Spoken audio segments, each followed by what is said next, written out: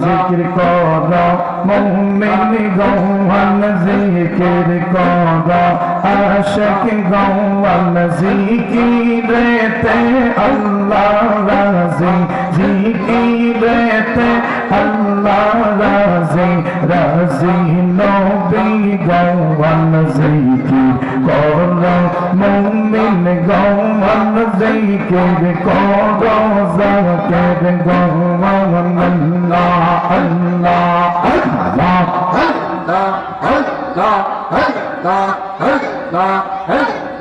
জিকিরে জব ইচ্ছা হয় না কর দিলেতে তলবা গানা জিকিরে জব ইচ্ছা হয় না কর দিলেতে তলবা গানা জিকির সারা নামাজ হয় না জিকির সারা নামাজ হয় না মসনবির বর্ণমান জিকির করো মুমিন গৌহান আল্লাহ আল্লাহ আল্লাহ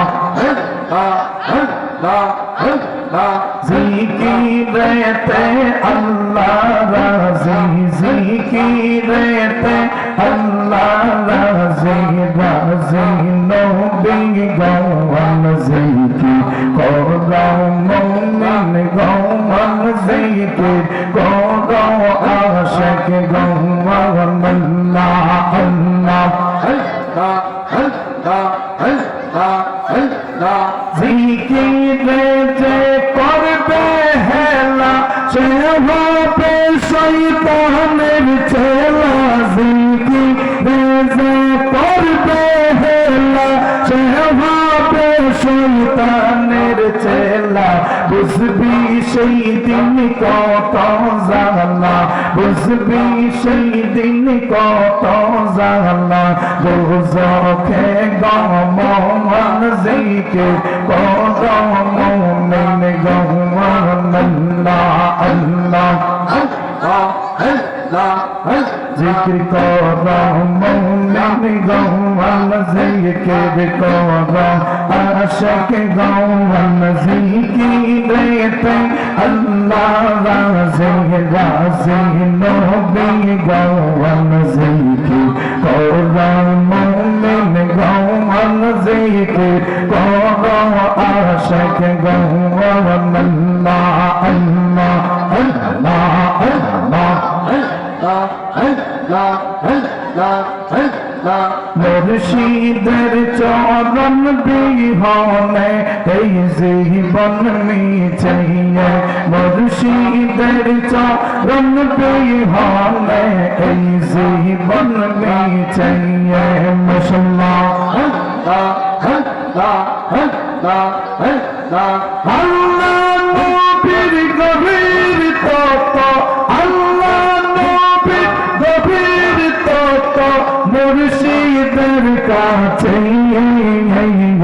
মুর্শিদের চরণ বিহনে এই জীবন মিছে মুর্শিদের চরণ বিহনে এই জীবন মিছে মুসলমান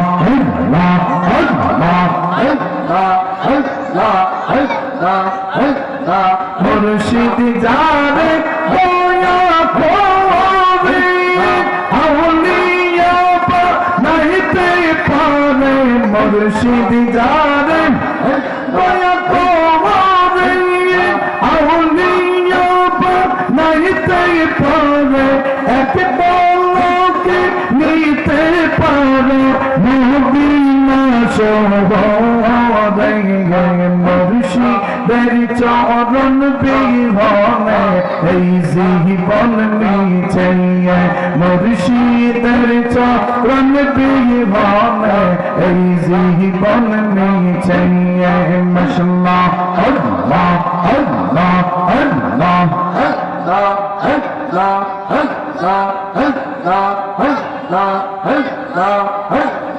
لا إله إلا الله محمد رسول الله صلى সাল্লাল্লাহু আলাইহি ওয়াসাল্লাম।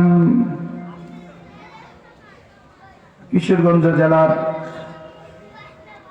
কুলিয়ারচর উপজেলাধীন উত্তর লক্ষ্মীপুর নজরবাড়ি যুব সংঘের উদ্যোগে ঐতিহাসিক ইসলামী সুন্নি মহাসম্মেলনের আজকের মাহফিলের সম্মানিত সভাপতি জনাব মোহাম্মদ আনোয়ার হোসেন আঙ্গুর সাহেব, প্রভাষক দর্শন ফিরোজ মিয়া সরকারি কলেজ আশুগঞ্জ।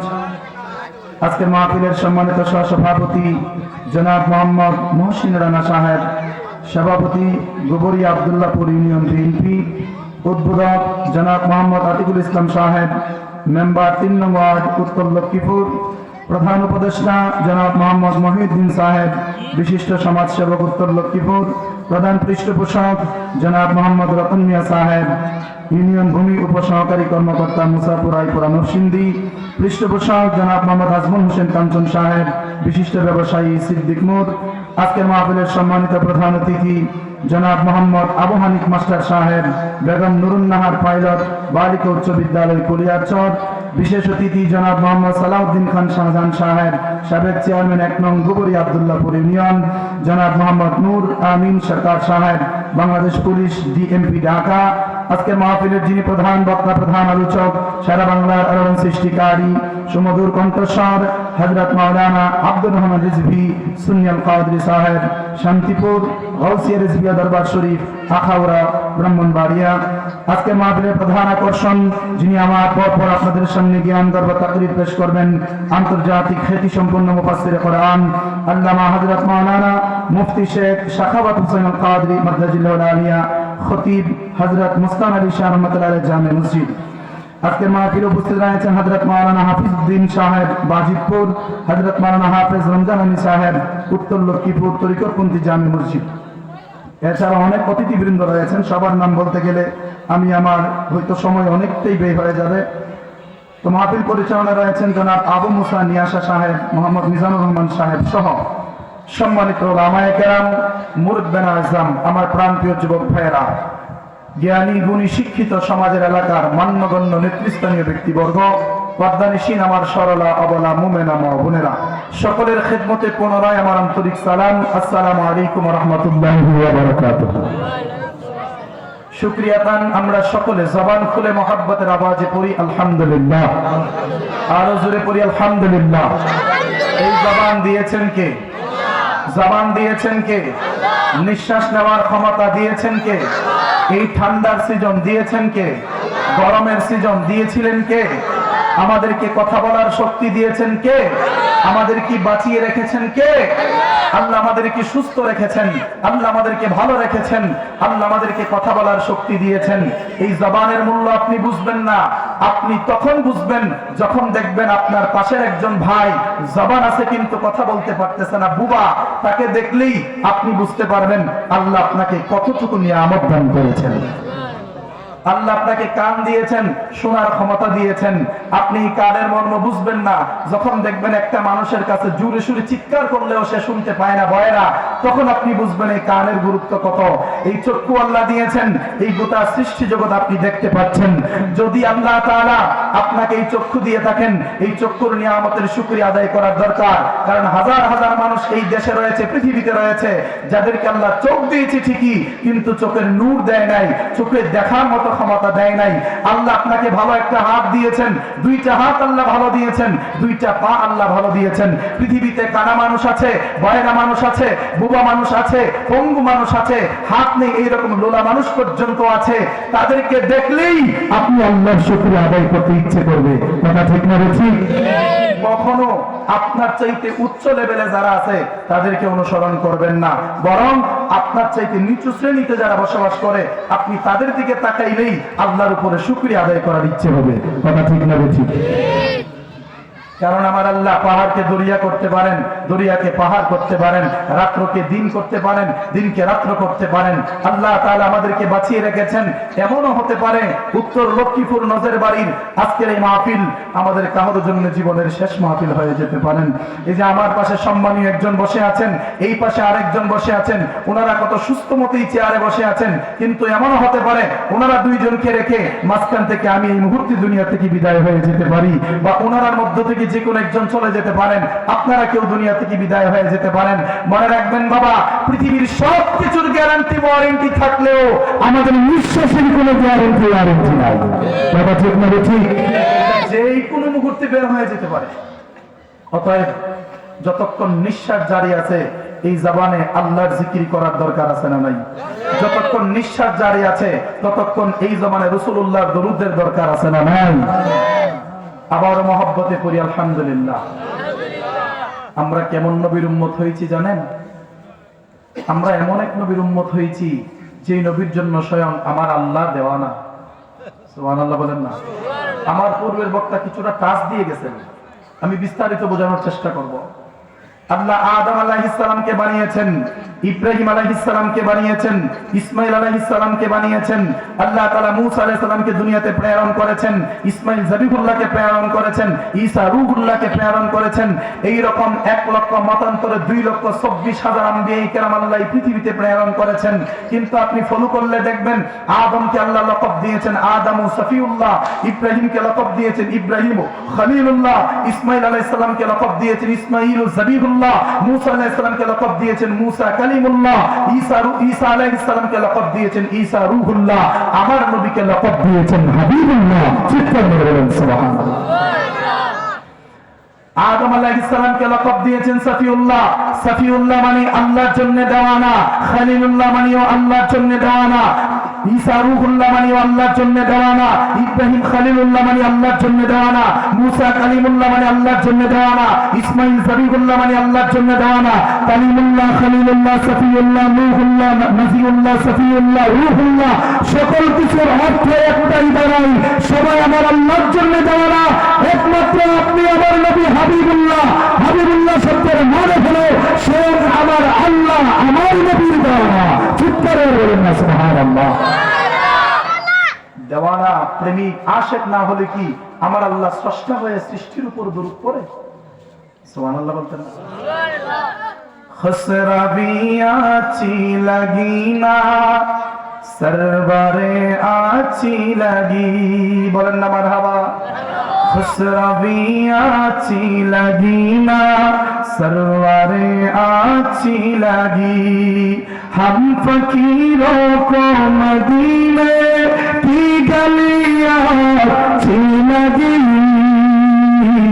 खुसरबी अच्छी लगी ना सरवारे अच्छी लगी, मौजज़ा मेरे नबी का कह दिया तो हो गया, मौजज़ा मेरे नबी का कह दिया तो हो गया, आपने तकदीर को दरिया कह दिया तो हो गया, मौजज़ा मेरे नबी का कह दिया तो हो गया, मौजज़ा मेरे नबी का कह दिया तो हो गया। বাবা একটা উর্দু গজল বাংলাটা বুঝলে আপনাদের জন্য সহজ হবে। মুজিজা মেরে নবী কা, আমার নবীর মুজিজা হলো কহ দিয়া তো হো গায়া, তিনি জবান দিয়া বলছেন তো হয়ে গেছে। সুবহানাল্লাহ। আমার নবী আপনার নবী এই জবান মুবারক দিয়া যা বলতেন আমার আল্লাহ তাআলা তাই করে দিতেন। আমার নবীজির হাত মুবারকের ইশারা দিলে আকাশের চন্দ্র 2 টুকরা হয়ে যেত। আমার নবীজি ডুবন্ত সূর্যের ইশারা দিলে ডুবন্ত সূর্য আসরের নামাজের ওয়াক্তে হাজির হয়ে যেত। আমার নবীজি জবান দিয়া গায়েবের খবর বলে দিলে আমার আল্লাহ সেইটাকে কবুল করে নিতেন। আমার নবীর এই জবান দিয়া নবী যা বলতেন আমার আল্লাহ সাথে সাথে তা করে দিতেন। চিৎকার মেরে বলেন না সুবহানাল্লাহ। একটু মনোযোগ লাগবে বাবা, প্রেমের আলোচনা হবে আজকে, ভালোবাসার আলোচনা হবে। আমরা কেন আল্লাহর নবীর জন্য দেওয়ানা হব না? আমরা সুন্নিরা কেন নবীর জন্য পাগল হব না?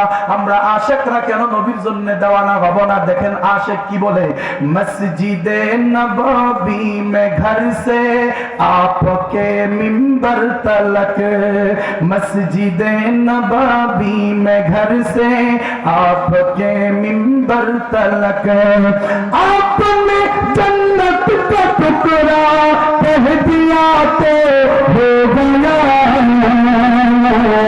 मौज़िज़ा मेरे नबी का कह दिया तो हो गया, मौज़िज़ा मेरे नबी का कह दिया तो हो गया। बाबा बुझार चेष्टा करें, मस्जिदे नबवी में घर से आपके मिंबर तलक, मस्जिदे नबवीर मिंबर शरीफ থেকে আল্লাহর নবীর হুজরা শরীফ পর্যন্ত মাঝখানের যে জায়গাটা, ওই জায়গাটার ব্যাপারে নবী জবান মুবারকে বলেছেন রিয়াজুল জান্নাহ। এই জায়গাটার ব্যাপারে নবী বলছেন ওই জায়গাটা জান্নাতের বাগান। আমার আল্লাহ কয় আমার দোস্ত যেহেতু বলেছে জান্নাতের বাগান, আমি আল্লাহ জান্নাতের বাগান বানায়া দিলাম। আর জোরে নবী বলছে জান্নাতের বাগান, আল্লাহ জান্নাতের বাগান বানায়া দিবেন। বাবা বুঝার চেষ্টা করেন, পুরো মসজিদটাই তো জান্নাতের বাগান, পুরো মসজিদটাই তো জান্নাতের টুকরা, কিন্তু আলাদাভাবে ওই জায়গাটার ব্যাপারে নবী কেন এই ঘোষণা দিয়েছেন? ওই জায়গাটার ব্যাপারে আলাদা কেন এই ঘোষণা দেওয়া হয়েছে? বাবারা আমার, এই জায়গা দিয়া দৈনিক আল্লাহর নবী রাহমাতুল লিল আলামিন মিম্বর শরীফে 5 ওয়াক্ত নামাজের জন্য 5 বার হুজরা শরীফ থেকে আসতেন, আবার নামাজ পড়াইয়া 5 বার হুজরা শরীফে যাইতেন। যেই জায়গা দিয়া নবী নিয়মিত 10 বার আসা যাওয়া করতেন। কয়বার? 10 বার, মাত্র 10 বার আল্লাহর নবী ওই জায়গা দিয়ে আসা যাওয়া করতেন। আল্লাহর নবী দৈনিক 10 বার আসা যাওয়া করার কারণে আমার নবীর কদমের ছোঁয়ার বরকতে, আমার নবীজির কদমের স্পর্শের বদৌলতে আমার আল্লাহ তাআলা ডাক দিয়া কয় গোটা মসজিদটাই জান্নাতের বাগান, কিন্তু যে জায়গার মধ্যে আমার হাবিবের কদম বেশি সময় লেগেছে, যেই জায়গায় আমার হাবিবের কদম অহরহ লেগেছে, ওই জায়গার ব্যাপারে নবী কয় মা বাইনা বাইতি ওয়া মিম্বারি রাউদাতুন মির রিয়াদিল জান্নাহ। আমার নবী কয় আমার ঘর থেকে মিম্বর শরীফ পর্যন্ত, মিম্বর শরীফ থেকে আমার ঘর বা হুজরা শরীফ পর্যন্ত এই জায়গাটা হচ্ছে জান্নাতের একটা টুকরা। আল্লাহ কয় নবীজি তো বলছে নবীর কদমের ছোঁয়া লাগার কারণে ওই জায়গাটাকে আমি আল্লাহ এত আমি বানায়া দিলাম। গোটা মসজিদের ভিতরে শুধুমাত্র এই জায়গাটাকে আমি আল্লাহ জান্নাতের টুকরা বানায়া দিলাম। এখানে এমন কেউ আছেন নিজে উমরা করছেন বা হজ করছেন, হজ উমরা করছেন আসেননি? এই তো একজন আছে, আর অনেকে থাকতে পারেন যারা উমরা করার জন্য গিয়েছেন, যারা হজ পালন করার জন্য গিয়েছেন। হজ করার সময় ওই রিয়াজুল জান্নাতে দাঁড়াইয়া হাজিরা 2 রাকাত নামাজ পড়ে। এই 2 রাকাত নামাজ যদিও মসজিদে নববীর ভিতরে পয়সা পড়ে, কিন্তু হাকিকতেই 2 রাকাত নামাজ সরাসরি জান্নাতের ভিতরেই দাঁড়ায় আদায় করে। এবার একটা প্রেমের কথা শুনেন, নবীজি দৈনিক কদম মুবারক কয়বার লাগাতেন? 10 বার কদম মুবারক লাগার কারণে এই জায়গাটা যদি জান্নাতের বাগান হতে পারে, যে রওজা মুবারকে আল্লাহর নবী সরাসরি অল বডি মুবারক নিয়ে ঘুমায় রয়েছেন, ওই জায়গাটা কি জান্নাতের টুকরা হতে পারে কি পারে না? এই জন্য আল্লাহর নবীর রওজা মুবারক যারা জিয়ারত করবে, নবী ডাক দিয়া বলেন তাদের জন্য আমার সুপারিশ ওয়াজিব হয়ে যাবে। নবী ডাক দিয়া বলেন যারা মদিনায় আসলো কিন্তু আমি নবীর রওজা মুবারক জিয়ারত করলো না, তারা যেন আমি নবীর উপরে জুলুম করলো। মদিনায় গেল কিন্তু নবীর রওজা মুবারক জিয়ারত করলো না, তারা যেন আমি নবীর উপরে জুলুম করলো। এই জন্যই তো যারা আশিক, যারা পাগল, যারা তারা যখন মদিনায় যায় আল্লাহ নবীর সবুজ গম্বুজ মুবারক দেখার সাথে সাথে আশিকদের অন্তর কান্না শুরু করে দেয়, আশিকদের চোখ দিয়া দরদর করে পানি পড়তে শুরু করে। ওই আশিকরা রওজা মুবারকের সবুজ গম্বুজ শরীফের দিকে তাকাইয়া প্রেমের ভাষায় আল্লাহর নবীকে সালাম পেশ করে, আল্লাহর নবী রওজা মুবারকে সালাম দেয়। আশিকরা রওজার পাশে দাঁড়ায় দাঁড়ায় মহব্বতে বলে আসসালাতু ওয়াসসালামু আলাইকা ইয়া রাসূলুল্লাহ, আসসালাতু ওয়াসসালামু আলাইকা ইয়া হাবিবাল্লাহ, আসসালাতু ওয়াসসালামু আলাইকা ইয়া নবিয়াল্লাহ, আসসালাতু ওয়াসসালামু আলাইকা ইয়া হাবিবাল্লাহ, আসসালাতু ওয়াসসালামু আলাইকা ইয়া নূরাল্লাহ, আসসালাতু ওয়াসসালামু আলাইকা ইয়া রাসূলুল্লাহ। এইভাবে আশিকরা যখন আল্লাহর নবীর রওজা মুবারকের সামনে দাঁড়াইয়া আল্লাহর নবীকে সালাতু সালাম পেশ করে, আল্লাহর নবী রওজা মুবারক থেকে ওই আশিকদের সেই সালামের আওয়াজটা শুনতে পায়। আল্লাহর নবী রওজা মুবারক থেকে আশিকদের সালামের জবাব প্রদান করে, যদি আশিকের মতো আশিক হতে পারেন, যদি পাগলের মতো পাগল হতে পারেন, যদি প্রেমিকের মতো প্রেমিক হতে পারেন, তাহলে আল্লাহর নবী রাহমাতুল লিল আলামিন ওই রওজা মুবারক থেকে উঠে আশিকদের জন্য আশিকদের সামনে আল্লাহর নবী দিদার ও দর্শন করিয়ে দেয়। এইরকম বহু নজির আছে। নবীর পাগল মদিনায় গিয়া আল্লাহর নবীর দিদারের আশায় যখন বায়না ধরে, আল্লাহর নবীর রওজা মুবারক থেকে নূরানি হাত মুবারক বার কইরা ওই আশিককে দেখায়া দেয়। আল্লাহর নবীর ওই আশিক নবীর হাত মুবারক দেখে তার স্বাদ মিটে নাই, এই জন্য পুরো দেহ মুবারক, পুরো চেহারা মুবারক দেখার জন্য আকাঙ্ক্ষা করে। ও বাবারা, আপনারা যারা উপস্থিত আছেন, আপনারা কি মদিনায় যেতে চান কি চান না? আপনারা কি রাসূল পাকের রওজা মুবারক জিয়ারত করতে চান কি চান না? কারণ কি, রওজা জিয়ারত করতে যেজন যাইবে মদিনা, শাফাত করবেন নূরের নবী, হাদিসে ঘোষণা। রওজা জিয়ারত করতে যেজন যাইবে মদিনা, শাফাত করবেন নূরের নবী, হাদিসে ঘোষণা। তাই তো সে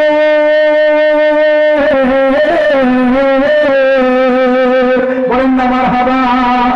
তাই তো সে তৌফিক হলে দেরি আর করে না, ইমানদার দিবানা যেতে চাই মদিনা, ইমানদার দিবানা যেতে চাই মদিনা। কোরআনে তো নবীজির শান, কোরআনে তো নবীজির শান, মুনাফিক দেখে না, ইমানদার দিবানা যেতে চাই মদিনা, ইমানদার দিবানা যেতে চাই মদিনা। বলেন না মারহাবা। নবীর রওজা জিয়ারত করলে সুপারিশ ওয়াজিব। কার সুপারিশ? নবীর। আল্লাহর নবীর সুপারিশ ওয়াজিব হয়ে যায় কার রওজা জিয়ারত করলে? তাইলে ওই নবীর রওজা মুবারক জিয়ারত করার দরকার আছে না নাই? বাবারা, আমার দোয়া করি আল্লাহ তাআলা যেন আমাদের সবাইকে জীবনে একবারের জন্য মদিনা মুনাওয়ারা জিয়ারত করার সুযোগ করে দেয়। ওই হাজিরা মক্কায় গেল, মদিনায় গেল, মক্কায় গিয়ে আল্লাহর ঘর কানায় কাবা তাওয়াফ করলো, মদিনাতুল মুনাওয়ারায় গিয়া আল্লাহর নবীর রওজা মুবারকের সামনে দাঁড়াইয়া আল্লাহর নবীকে সালাতু সালাম পেশ করলো। বাবা, কিছুদিন আগে একটা ছবি ফেসবুকে খুব ভাইরাল হয়েছিল। রাসূল পাকের মদিনা শরীফের একটা পিলারের মধ্যে হেলান দিয়া একটা কালো যুবক, সম্ভবত আফ্রিকার একটা কালো যুবক, সেই পিলারের মধ্যে হেলান দিয়া কি অপলক দৃষ্টিতে আল্লাহর নবীর রওজা মুবারকের দিকে তাকায় আছে। তার যদি জিজ্ঞাসা করি, ভাই এইখানে বসে কোন দিকে তাকায় আছো, ওই ভাই প্রেমের ভাষায় বুঝায়া দেয়, ওর জগতের মানুষ, জগতের মানুষ, জগতের মানুষ রে, নবীকে তোমরা চিনলা না, নবী কি জিনিস তোমরা বুঝলা না। আল্লাহর নবীর রওজা মুবারক তো দেখতে পারি না, সবুজ গম্বুজ দেখলে নবী দেখার স্বাদ মিটে যায়। সুবহানাল্লাহ, সুবহানাল্লাহ। বাবারা আমার, আমি ভূমিকার শুরুতে আয়াত পড়েছিলাম। আমার আল্লাহ সূরা নিসার মধ্যে বলেন, ওয়ালাউ আন্নাহুম ইযলামু আনফুসাহুম জাউকা ফাস্তাগফিরুল্লাহা ওয়াস্তাগফারা লাহুমুর রাসূলু লাওয়াজাদুল্লাহা তাওয়াবার রহিমা। আমার আল্লাহ তাআলা ডাক দিয়া বলেন, ওরে জগতের মানুষ, জগতের মানুষ, জগতের মানুষ রে, তোমরা যারা নিজেদের নফসের উপরে জুলুম করেছো, তোমরা যারা গুনাহ করেছো, তোমরা যারা অন্যায় করেছো, তোমরা কি করো? জাউকা, জাউকা, আমার হাবিবের দরবারে চইলা যাও, আমার রাসূল পাকের মদিনায় চইলা যাও। আস্তাগফিরুল্লাহ, আল্লাহর দরবারে ইস্তেগফার করো। ওয়াস্তাগফারা লাহুমুর রাসূল, আর রাসূল যদি তোমাদের পক্ষে ইস্তেগফার করে, লাওয়াজাদুল্লাহা তাওয়াবার রহিমা, তাহলে তোমরা আমি আল্লাহকে গুনাহ ক্ষমাকারী, তওবা কবুলকারী, পরম দয়ালু হিসাবে পেয়ে যাবে। বাবা একটু বোঝার চেষ্টা করেন, আমরা সবাই গুনাহ করছি কার দরবারে? জোরে বলেন, আল্লাহর দরবারে। আল্লাহ ডাক দেখো, বান্দারে গুনাহ করছো আমার দরবারে, কিন্তু ক্ষমা যদি চাইতে চাও, ক্ষমা যদি পাইতে চাও, চইলা যাও আমার হাবিবুল্লাহর দরবারে। আমি যদি উনার কাছে কোনো অন্যায় করি, উনাকে ছাড়া অন্য কারো কাছে ক্ষমা চাইলে তো আমার ক্ষমা চাওয়া হবে না। আমি ওনার সাথে অন্যায় করলে ওনার কাছেই ক্ষমা চাইতে হবে। আমরা সবাই অন্যায় করেছি আমার আল্লাহর সাথে, আমরা গুনাহ করেছি আল্লাহর দরবারে, আমরা নাফরমানি করেছি আল্লাহর দরবারে, আমরা ক্ষমা চাইবো আল্লাহর দরবারে। আল্লাহ ডাক দেখো, বান্দারে তুই গুনাহ করতে করতে জবানটারে নাপাক বানায় ফেলাইছস, গুনাহ করতে করতে তোর দিলটারে পাথর বানায় ফেলাইছস, মিথ্যা কথা বলতে বলতে জবানটারে নাপাক বানায় ফেলাইছস। ওই নাপাক জবান দিয়ে আমি আল্লাহরে ডাকলেও আমি আল্লাহ জবাব দিতেও পারি, নাও দিতে পারি। কিন্তু আমার হাবিবুল্লাহর দরবারে চইলা যা, জাউকা, আমার হাবিবের দরবারে চইলা যা, আমার হাবিবের রওজারে সাক্ষী বানাইয়া আমি আল্লাহর দরবারে ইস্তেগফার কর। যদি আমার হাবিবুল্লাহর রওজারে সাক্ষী বানাইয়া, আমার নবীর সাক্ষী বানাইয়া, আমার নবীর লইয়া যদি আমার কাছে তওবা করতে পারো, আমার নবী যদি তোর পক্ষে সুপারিশ করে, তাহলে কি হবে জানোস রে বান্দা? তোর জীবনের গুনাহগুলি আমি আল্লাহ ক্ষমা করে দেব। শর্ত হলো আমার নবীও তোর পক্ষে সুপারিশ করা লাগবে। তার মানে নবীর সুপারিশ ছাড়া কোনো মুনাজাত কবুল হবে না, নবীর উসিলা ছাড়া কোনো দোয়া কবুল হবে না, আমার নবীর মাধ্যম ছাড়া কোনো মুনাজাত কবুল হবে না। ও বাবা, আল্লাহর নবীর দরবারে গেলে গুনাহ মুক্তি পাওয়া যায়। আপনাদের বিশ্বাস আছে না নাই? জোরে বলেন। একটা ঘটনা তো মন পড়ছে, কইলে কেমনি? হ্যাঁ, আল্লাহ নবী রাহমাতুল লিল আলামিনের দরবারে শত পাপীরা গিয়াও ক্ষমা পাইয়া যায়। বাবারা আমার, বন্ধুরা আমার, একটা যুবক রাস্তার কিনারে একটা গাছের মধ্যে হেলান দিয়া কান্না করতেছেন। ওই মুহূর্তে খলিফাতুল মুসলিমিন, ইসলামের দ্বিতীয় খলিফা, নাম হচ্ছে হযরতে ওমর ইবনে খাত্তাব রাদিয়াল্লাহু তাআলা, ওই ওমর ফারুক ওই রাস্তা দিয়ে আল্লাহর নবীর দরবারের দিকে যাচ্ছেন। আল্লাহর নবীর দরবারের দিকে যাওয়ার পথে রাস্তার মাঝখানে যখন যুবকটারে দেখতে পাইলেন কান্না করতেছে, ওই যুবকটার কাছে গিয়া ওমর ফারুক জিগাইলেন, বাইরে তুমি এখানে বসে কান্না করতেছো কেন? কি তোমার ব্যথা, কি তোমার বেদনা, একটু আমারে খুইলা বলো না। ওই যুবকটা ডাক দিয়া কয়, যিনি বুঝুন না তিনি বুঝে না, যিনি শুনুন না তিনি শুনে না, যার কাছে বলি তিনি তো আমার ডাকে সাড়া দেয় না। আমার অন্তরের বেদনার কথা যারে বলার কথা তারে বলে, কিন্তু সে সাড়া দেয় না, তোমারে বললে লাভ হবে কি? ওমর ফারুক ডাক দিয়ে কয়, যেখানে দেখিবি ছাই, উড়াইয়া দেখিবি তাই, পেলেও পেতে পারিস অমূল্য রতন। তুই ছাই দেখলে অবজ্ঞা করিস না, ছাইগুলি ভালো করে ঘেটে ঘুরতে দেখলে দেখবে ওই ছাইয়ের ভিতরে অলংকার থাকতে পারে। আমি উমরের কাছে বল তোর কি ব্যথা বেদনা?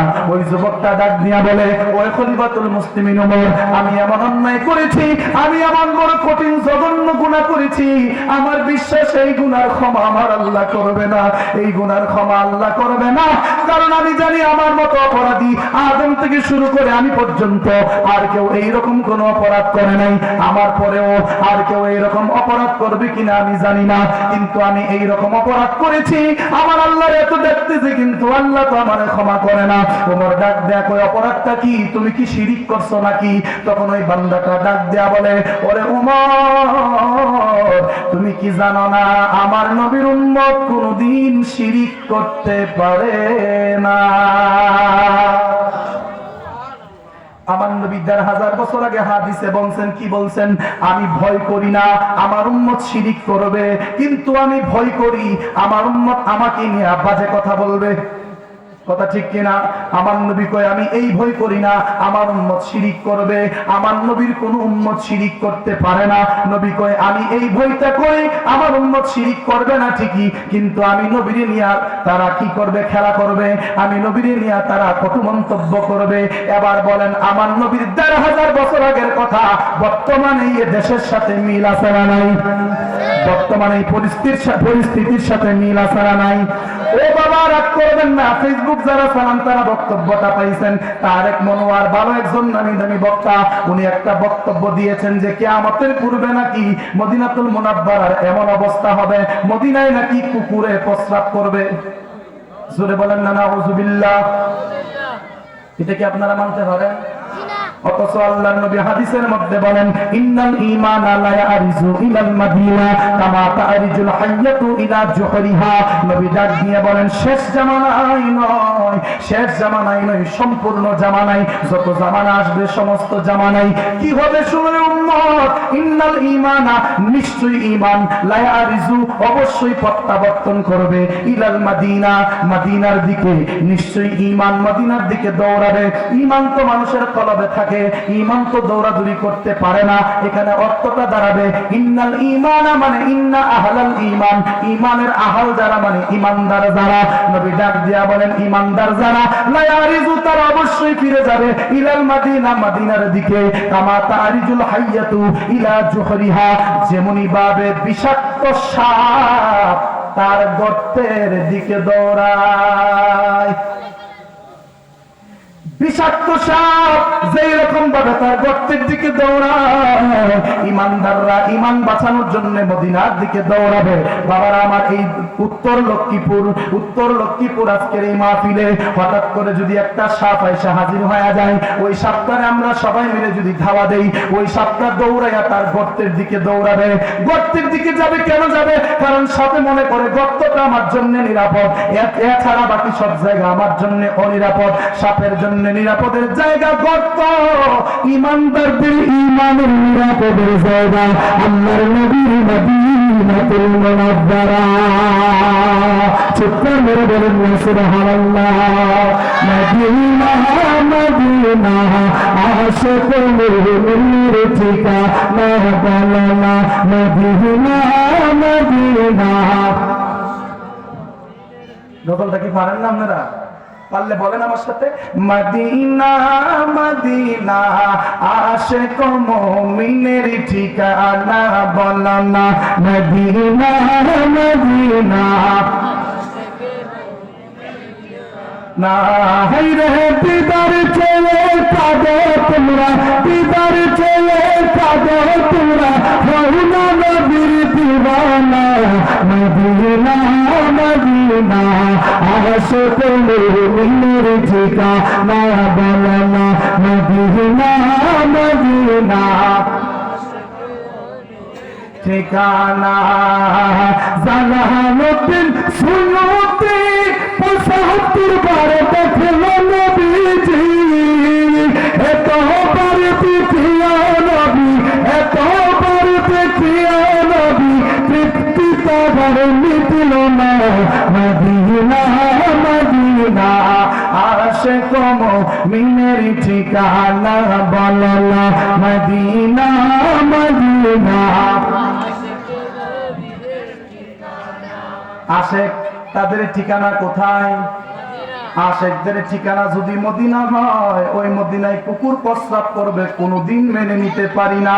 কারণ নবীর হাদিসে পেয়েছি কিয়ামতের সময় দাজ্জাল যখন আসবে, দাজ্জাল গোটা পৃথিবী বিচরণ করবে, কিন্তু কয়েকটা জায়গায় দাজ্জাল প্রবেশ করতে পারবে না। এর মধ্যে একটা জায়গা হলো আমার আল্লাহর নবীর মদিনা।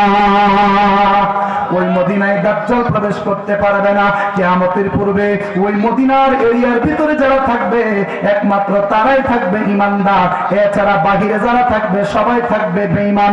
সবগুলি ধ্বংস হয়ে যাবে। মদিনার ভিতরে যারা অবস্থান করবে, আমার আল্লাহ জান্নাত থেকে জান্নাতি একটা হাওয়া আসবে, ওই হাওয়া মদিনাবাসীর উপর দিয়ে বয়ে যাবে। ওই হাওয়া যখন মদিনাবাসীর গায়ে লাগবে, ওই আশিকগুলা মদিনার মধ্যে ঘুমায়া যাবে। ওই ঘুমে ঘুমে কিয়ামতের ময়দানে হাজির হবে। বাবারা আবার কথা আমার সেই দিকে না, বলছিলাম বাবা ওই যুবকটা কান্না করতেছে। খলিফাতুল মুসলিমিন হযরত ওমর ইবনুল খাত্তাব রাদিয়াল্লাহু তাআলা উনি বলে, যুবক রে, কি এমন তুমি অপরাধ করছো যে তুমি এখানে গাছের গোড়ায় বসে কান্না করতেছো? যুবকটা ডাক দিয়া বলে, তোমার বললে তো কোনো ফায়দা হবে না। ওমর ডাক দিয়া কয়, আমারে বলো আর না বলো, নবীরে বলতে তো তোমার আপত্তি নাই। সুবহানাল্লাহ। ওমরে ফারুক ওই যুবকটারে ধইরা নিয়ে গেলেন আল্লাহর নবীর দরবারে। দয়াল নবী রাহমাতুল লিল আলামিনের দরবারে নিয়ে যাওয়ার পর আল্লাহর নবী ডাক দিয়ে বলে, ওমর তুমি এই মুহূর্তে আমার দরবারে কেন আসছো গো? ওমর ডাক দিয়ে কয়, ইয়া রাসূলুল্লাহ, ইয়া হাবিবাল্লাহ, নবীজি একটা দুঃখী মানুষ নিয়ে আসছি, তার মনের মধ্যে অনেক দুঃখ। সে বলে সে এমন পাপ করছে যে আল্লাহ তাকে ক্ষমা করবে না। নবী গো আপনি জিজ্ঞেস না সে কি এমন পাপ করছে? আল্লাহর নবী যুবকটারে ডাক দিলেন, আমার এই যে এখন যে আলোচনাটা, এইটা আমার যুবক ভাইদের জন্য, আমার যুবক ভাইদের দৃষ্টি আকর্ষণ করছি।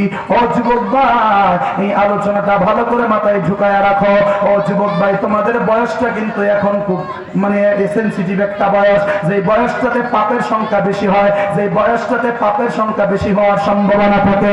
যেই যুবক তার জোয়ান বয়সটা আমার আল্লাহর রাস্তায় ব্যয় করতে পারে, ওই যুবকটারে আমার আল্লাহর ওলি বানায়। যুবকদের দ্বারা সমাজ নষ্ট হওয়া সম্ভব, যুবকদের দ্বারা সমাজ থেকে সকল অপসংস্কৃতি দূর করা অসম্ভব। কথা ঠিক না বেঠিক? এই যে আজকের এত সুন্দর একটা মাহফিল উত্তর লক্ষ্মীপুর নজের বাড়ি কুলিয়ারচর উপজেলায় আজকে যে এই মাহফিলের আয়োজনটা করা হয়েছে, পরামর্শ দিয়েছে মুরব্বীরা, কিন্তু কাজ করছে যুবকরা। কথা ঠিক কিনা? পরামর্শ দিয়েছে মুরব্বীরা, কিন্তু কাজ করছে যুবকরা। ওই যুবকরা চাইলে গানের আড্ডা দিতে পারতেন, ওই যুবকরা চাইলে যাত্রা পালা দিতে পারতেন, তাদের দ্বারা অনেক কনসার্টের আয়োজন হতে পারত, কিন্তু যুবকদের অন্তরে আল্লাহর প্রেম আছে, যুবকদের অন্তরে আল্লাহর হাবিবের প্রেম আছে, যুবকদের অন্তরে ওলি আল্লাহদের প্রেম ভালোবাসা আদর্শ থাকার কারণে ওই যুবকদের দ্বারা এইরকম জান্নাতের বাগানের আয়োজন হয়েছে। কথা ঠিক কিনা? মুরব্বীরা যারা আছেন যুবকদেরকে একটু সুযোগ দিবেন। যুবকরা যদি কোনো ভালো কাজের উদ্যোগ নেয়, মুরব্বীরা জান দিয়ে একটু সহযোগিতা করবেন, যেন যুবকরা কুপথে না যায়, আপথে বেপথে না যায়, তারা যেন হকের উপরে থাকতে পারে। বাবারা আমার, ওই যুবকটারে আল্লাহর নবী ডাক দেয়া বলে, তুমি কি এমন অন্যায় করছো বাবা, একটু খুলে বলো না। ওই যুবকটা ডাক দিয়া বলে, ইয়া রাসূলুল্লাহ, নবী গো, নবী গো, নবী গো, আমি এমন একটা পাপ করছি গো নবী, এইটা নিকৃষ্ট পাপ, এইরকম নিকৃষ্ট পাপ মনে হয় আল্লাহর জগতে আর কেউ করে নাই। তখন নবী ডাক দেয়া পাপের বিবরণটা একটু বলো। যুবকটা ডাক দেয়া বলে, ইয়া রাসূলুল্লাহ, আমি নামাজ, রোজা, হজ, যাকাত সব বাদ দিলাম, আমার যে অপরাধ সেটা হলো আমি হলাম কবরস্থানের কাফন চোর। কি চোর? কুল্লার চোর আসেনি? হ্যাঁ, কুলিয়ার চোর, কাফন চোর আসেনি, কিন্তু ইমান চোর আছে। কথা ঠিক কিনা? ইমান চোর আছে, আমল চোর আছে, গড় হিং দিয়া চুরি করার মতো লোক আছে। কথা ঠিক কিনা? কিন্তু রাত 12টার সময় যদি আপনাদের কবরস্থানে বলা হয় যে যান একটা লাশে তুলে লয়, পারবেন নি? বাপরে বাপ, দিনের বেলা গেলে এই অনেকে ডরায় অবস্থা খারাপ হয়ে যায়, আর রাত 12টার সময় যাইব এত হাজার ব্যবস্থা ফিরল। কথা ঠিক কিনা? কিন্তু আমি একটা কথা আপনাদেরকে শোনায় দেই, কবরস্থান দেখলে কোনোদিন ডরাইবেন না, কোনোদিন ভয় পাবেন না। ভয় কোনোদিন কবর দেখলে পাইতে নাই, কারণ মুমিনদেরকে একদিন তো কবরে যাওয়াই লাগবে। কিন্তু ভয় কারা পায়? খোঁজ নিয়ে দেখেন যারা মুত্যা পানি লয় না। ঠিক না? ভয় তারাই পায় যারা প্রস্রাব করে পানি নেয় না, ভয় তারাই পায় যারা ফরজ গোসলের নিয়ম জানে না, ভয় তারাই পায় যাদের শরীর 24 ঘন্টা নাপাক থাকে। নাপাক শরীর নিয়ে কবরস্থানের পাশ দিয়ে গেলে দুষ্ট জিনের আসর তো পড়বেই। কথা ঠিক কিনা? আর পবিত্র কোন মুমিন বান্দা কবর দেখলে ডরায় না, বরং কবর দেখলে সালাম দেয়, আসসালামু আলাইকুম ইয়া আহলাল কুবুর, ও কবরবাসী তোমাদের উপরে আল্লাহর রহমত বর্ষিত হোক, 2 দিন আগে হোক পরে হোক আমিও তোমাদের সাথে মিলিত হতে যাচ্ছি। কথা ঠিক কিনা? এই জন্য কবর দেখলে কোনোদিন ডরাইবেন না, কারণ পৃথিবীতে কয়েকটা জায়গা সবচেয়ে পবিত্র জায়গা, এর মধ্যে 1 নম্বর হচ্ছে মসজিদ, 2 নম্বরে হচ্ছে মাদ্রাসা, 3 নম্বরে হচ্ছে কবরস্থান। কথা ঠিক কিনা? কবরস্থান একটা পবিত্র জায়গা, এই জন্য সেইখানে পবিত্র অবস্থায় যাবেন বাবা। ওই যুবকটা ডাক দিয়া বলে, নবী গো, আমি কবরস্থানের কাফন চুর। আল্লাহর নবী ডাক দিয়া বলে, এইটা তেমন কি বড় অপরাধ? তখন ওই লোকটা ডাক দিয়া বলে, নবী গো, আমার অপরাধটা যদি কাফন চুরি পর্যন্ত সীমিত থাকতো তাহলে তো আমি মনটারে বুঝ দিতে পারতাম, কিন্তু নবী গো, কাফন চুরি করতে গিয়ে আমার তো মস্ত বড় একটা অপরাধ হয়ে গেছে। নবী ডাক দিয়া কই, কি করছো যুবক? ওই যুবকটা ডাক দিয়া বলে, ইয়া রাসূলুল্লাহ, আমি প্রতিদিন খোঁজ নিতাম নতুন কোন কবরস্থানে আছে কিনা। খোঁজ নেওয়ার পর দিনের বেলা আমি যাইতাম, যাইয়া একটা চিহ্ন দিয়ে আসতাম, রাত্রের বেলা যাইয়া ওই কবর থেকে কাফনটা আমি বের করে নিয়ে আসতাম। নবী গো, গতকালকে আমি খবর পাইলাম নতুন একটা কবরস্থানে হয়েছে। আমি তখন দিনের বেলা গেলাম, যাইয়া কবরস্থান তার একটা চিহ্ন দিয়ে আসছি। আসার পর নবী গো, রাত যখন 12টা হয়ে গেছে, আমি নির্জন রাতে, ডানে কেউ নাই, বামে কেউ নাই, সামনে কেউ নাই, পিছনে কেউ নাই, সবার ঘুমের ঘরে একদম অন্ধকার, অমাবস্যা রাতের মতো অন্ধকার। একটা পায়ের আওয়াজ কেন, একটা গাছ থেকে পাতা পড়লেও ওই আওয়াজটা পর্যন্ত আমি শুনতে পাই, এইরকম শুনশান নীরব। নবী গো, আমার মনের মধ্যে একটা ভয় কাজ করতেছে, কিন্তু আমার অনেক দিনের অভ্যাস কাফন চুরি করা, কিন্তু আমার ভয় থাকার পরেও আমার মনের মধ্যে আলাদা একটা সাহস চলে আসলো। আমি কবরস্থানের উপরে গেলাম, যাইয়া দিনের বেলা যে চিহ্ন দিলাম ওই চিহ্ন অনুযায়ী কবরটার পাশে গেলাম। কবরটার পাশে যাইয়া কবরটার আমি একটু ছিদ্র করলাম। বাবা, ওই যুবকটার অভ্যাস ছিল কবর পুরোপুরি উল্টানো না, বরং কবরটার একটু ছিদ্র করে হাতটা বানাইয়া কবর থেকে কাফনের কাপড়টা টান দিয়া বের করা। আপনাদের এই কুলিয়ারচর উত্তর লক্ষ্মীপুরে লাশ যখন কবরে দাফন করা হয়, মাথার বান দিয়ে দেওয়া হয় না খুলে দেওয়া হয়? খুলে দেওয়া হয়। কোমরের বান খুলে দেওয়া হয়, পায়ের বান খুলে দেওয়া হয়, সব বানগুলি খুললা কাপড়ের কাপড়টা এমনিতে এরকম একটা পেজ দিয়ে রেখে দেওয়া হয়, যে কেউ টান দিলে কাপড়টা চলে আসবে।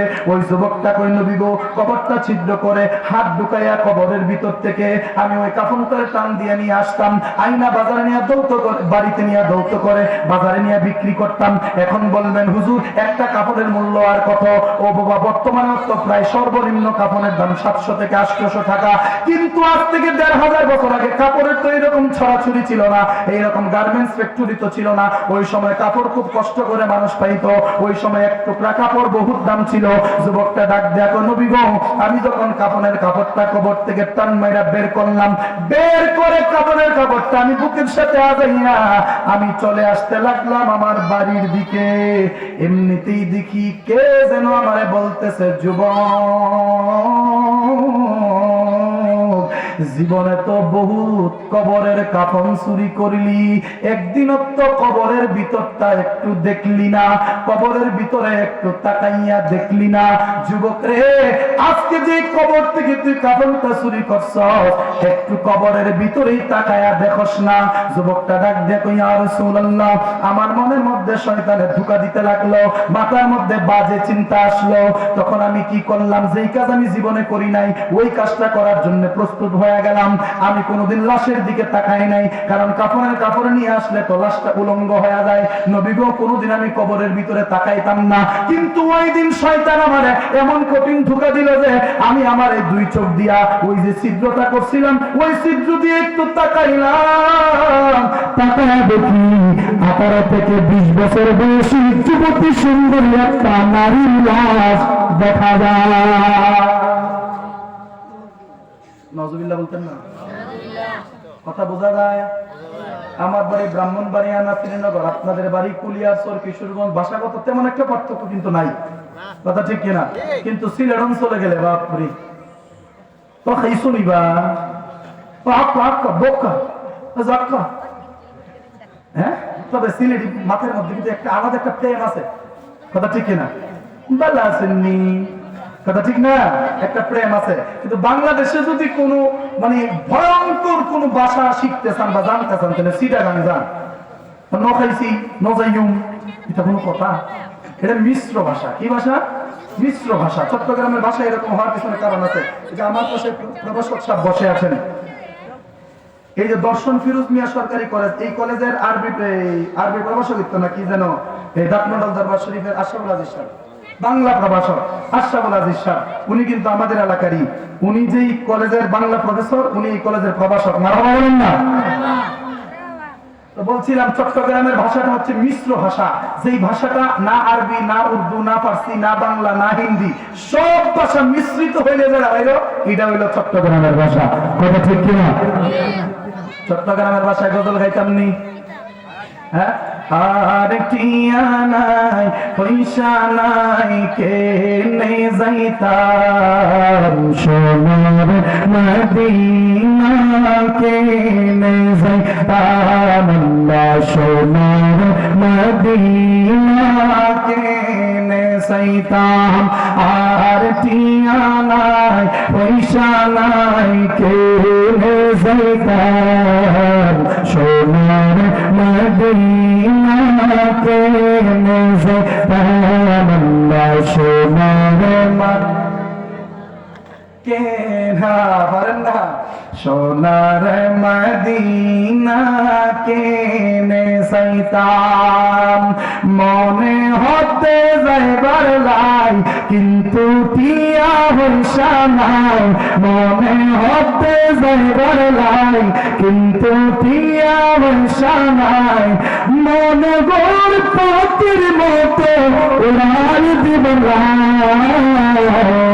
আর টিয়া নাই পয়সা নাই কেনে যাইতাম সোনার মদিনা, কেনে যাইতাম সোনার মদিনা। আয় যদি হইতাম আকাশের তারা, সাই থাকতাম মদিনা মনোয়ারা, সাই থাকতাম মদিনা মনোয়ারা। আয় যদি হইতাম আকাশের তারা, সাই থাকতাম মদিনা মনোয়ারা, সাই থাকতাম মদিনা মনো। আহা শোক ফাগাই সাই থাকতাম, শোক ফাগাই সাই থাকতাম, শোক ফিরাইতাম সোনার মদিনা, কেনে যাইতাম সোনার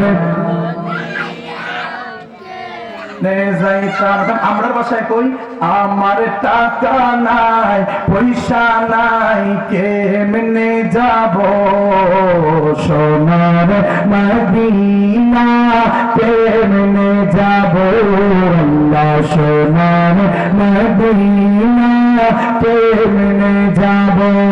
আর টিয়া নাই পয়সা নাই কেমনে যাইতাম সোনার মদিনা, কেনে যাইতাম সোনার মদিনা, কেনে যাইতাম। চিৎকার মেরে বলা যাবে কি মারহাবা। বাবারা আমার মনে আসেনি যুবকটার কথা? কষ্ট হইতেছে আপনারা? খারাপ লাগতেছে? আমি নতুন কোন দিক দিয়ে ওয়াজ করুন বুঝতেছি না, কারণ আমার কিছু কিছু এলাকা আছে যে এলাকায় আমার জানা আছে মানুষগুলি কোন আলোচনা বেশি পছন্দ করে, কিন্তু আপনাদের এলাকায় আমি নতুন, এই জন্য যেই দিকে যাচ্ছে ওই দিকেই যাচ্ছি। কষ্ট হবে আপনাদের? বাবা আমার যুবকটা ডাক দিয়া বলে, নবী গো, ও মায়ার নবী, দয়ার নবীজি, ইয়া রাসূলুল্লাহ, নবীজি আমার মনের মধ্যে যখন শয়তানে ধোঁকা দিল, আমি ওই কবরের ভিতরে একটু তাকাইলাম, তাকাইয়া দেখি সুন্দরী রূপবতী একটা যুবতী মেয়ের লাশ দেখা যায়। দেখার সাথে সাথে আমার মনের মধ্যে খারাপ নিয়ত জাগ্রত হয়ে গেল, আমার খারাপ উদ্দেশ্য জারি হয়ে গেল। নবী গো, তখন আমি কবরের মাটিগুলি সরাইতে লাগলাম, আমার বিবেক একদম নষ্ট হয়ে গেল। তখন আমার আল্লাহর কোনো ভয়ন্তরে কাজ করছিল না, কবরের কোনো ভয়ন্তরে কাজ করছিল না। এমনিতেই দুনিয়ার অন্য কোন জায়গায় পাপ করাটা এক ধরনের অপরাধ, আর কবরস্থানের ভেতরে জেনা করাটা তার চাইতে 1000 গুণ বেশি অপরাধ। কথা ঠিক কিনা? নাউজুবিল্লাহ করেন না? একটু পানির ব্যবস্থা করেন আমার জন্য। বাবারা আমার, ওই যুবকটা ডাক দেয়া বলে, নবী গো, আমার মনের মধ্যে ভয় কাজ করে নাই। আমি তখন কবরের মাটিগুলি সরাইয়া ওই যুবতী মেয়ের লাশের উপরে ঝাঁপিয়ে পড়লাম। ওই মেয়ের সাথে, মরা লাশের সাথে আমি খারাপ কাজে লিপ্ত হয়ে গেলাম। চিৎকার মেরে বলেন নাউযুবিল্লাহ। ও নবী গো, আমি ওই মেয়ের সাথে যখন খারাপ কাজে লিপ্ত হয়ে গেলাম, আমার মনের মধ্যে কোনো আল্লাহর ভয় ছিল না, কবরের ভয় ছিল না। আমিও যে কবরে আসব, কবরের ভিতরে অন্যায় করতেছি, আমার মনের মধ্যে একটুকু চিন্তা আসলো না। নবী গো, আমার কাজ কমপ্লিট হওয়ার পরে আমি আদা মাদা মাটি যা পারি তা দিয়া যখন আমি কবর থেকে উঠে চলে আসতে লাগলাম, ওই মুহূর্তে শুনি কে যেন পিছন থেকে আমারে ডাকতেছে, ওরে যুবক, কি কাজটা করলি রে যুবক, এটা তুই কি করলি? আমি যখন দুনিয়াতে জীবিত ছিলাম, আমার চেহারা কোনো পরপুরুষে দেখে নাই, আমি কোনোদিন কোনো পরপুরুষের চেহারা দেখি নাই, আমি কোনোদিন ঘরের বাহির হয় নাই, আমি সব সময় পর্দার সাথে চলতাম। আমার সাথে কেউ কোনোদিন খারাপ কাজ করবে তো দূরের কথা, আমাকে কেউ ছুঁইনি পর্যন্ত। কিন্তু যুবক রে, দুনিয়ার সেই যুবকদের হাত থেকে বাঁচতে পারলেও এই কবরে আইসা মৃত্যুর পর আমি তোমার হাত থেকে বাঁচতে পারলাম না। ও যুবক, একটু চিন্তা করো, কি জবাব দিবা মরণে, কি জবাব দিবা কবরে, কি উপায় হবে তোমার হাসরে, কি উপায় হবে তোমার মিজানে, কি উপায় হবে তোমার ফুলসিরাতে? যুবকটা ডাক দিয়া বলে, নবী গো, যখন এই মেয়েটার আওয়াজ আমি শুনতে পাইলাম, আমার অন্তরাত্মা কেঁপে উঠল, আমি ভয়ে থরথর করে কাঁপতে শুরু করলাম। কাপড়ের কাপড়গুলি ফালাইয়া দিয়া আমি তখন গুনাহ ক্ষমার আশায় দৌড়াতে শুরু করলাম। আমি অন্যায়ের জন্য বড় লজ্জিত হয়ে গেলাম। ওই গাছের গোড়ায় বৈশা সারাটা রাত্র আল্লাহর দরবারে কান্না করেছি, কিন্তু আমার আল্লাহ আমার দোয়া কবুল করেন নাই, আমার আল্লাহ আমার ডাকে সাড়া দেয় নাই। সকালবেলা আপনার সাহাবী উমর আমার ধরে আপনার দরবারে নিয়ে আসছে, নবী গো, আমার পূর্বে এইরকম কোন অন্যায় তো কোনো মানুষ করে নাই, আমার পরে এইরকম কোন অন্যায় কোন মানুষ করবে বইলা মনে হয় না। এই জন্য মনে হইতেছে আল্লাহ জগতে সবচাইতে বড় অপরাধী আমি, আল্লাহ কোনদিন আমারে ক্ষমা করবে না। আমার নবী ডাক দেয়া কই, যুবকরে চিন্তা করিস না, গুনাহ ক্ষমা পাওয়ার স্টেশনে হাজির হয়ে গেছ,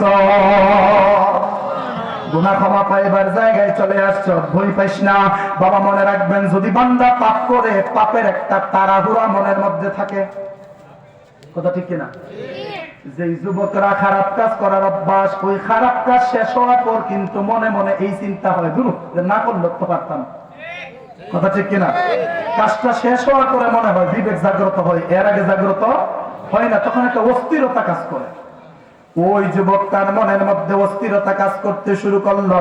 যুবকটা কই, কি করলাম রে, কি করলাম? নবীর দরবারে আসছে কিন্তু মনে শান্তি পাইতেছে না, কারণ তার মনে হইতেছে সে মস্ত বড় অপরাধ করে ফেলছে, কিন্তু রহমতের জায়গা তো আমার নবীর দরবার।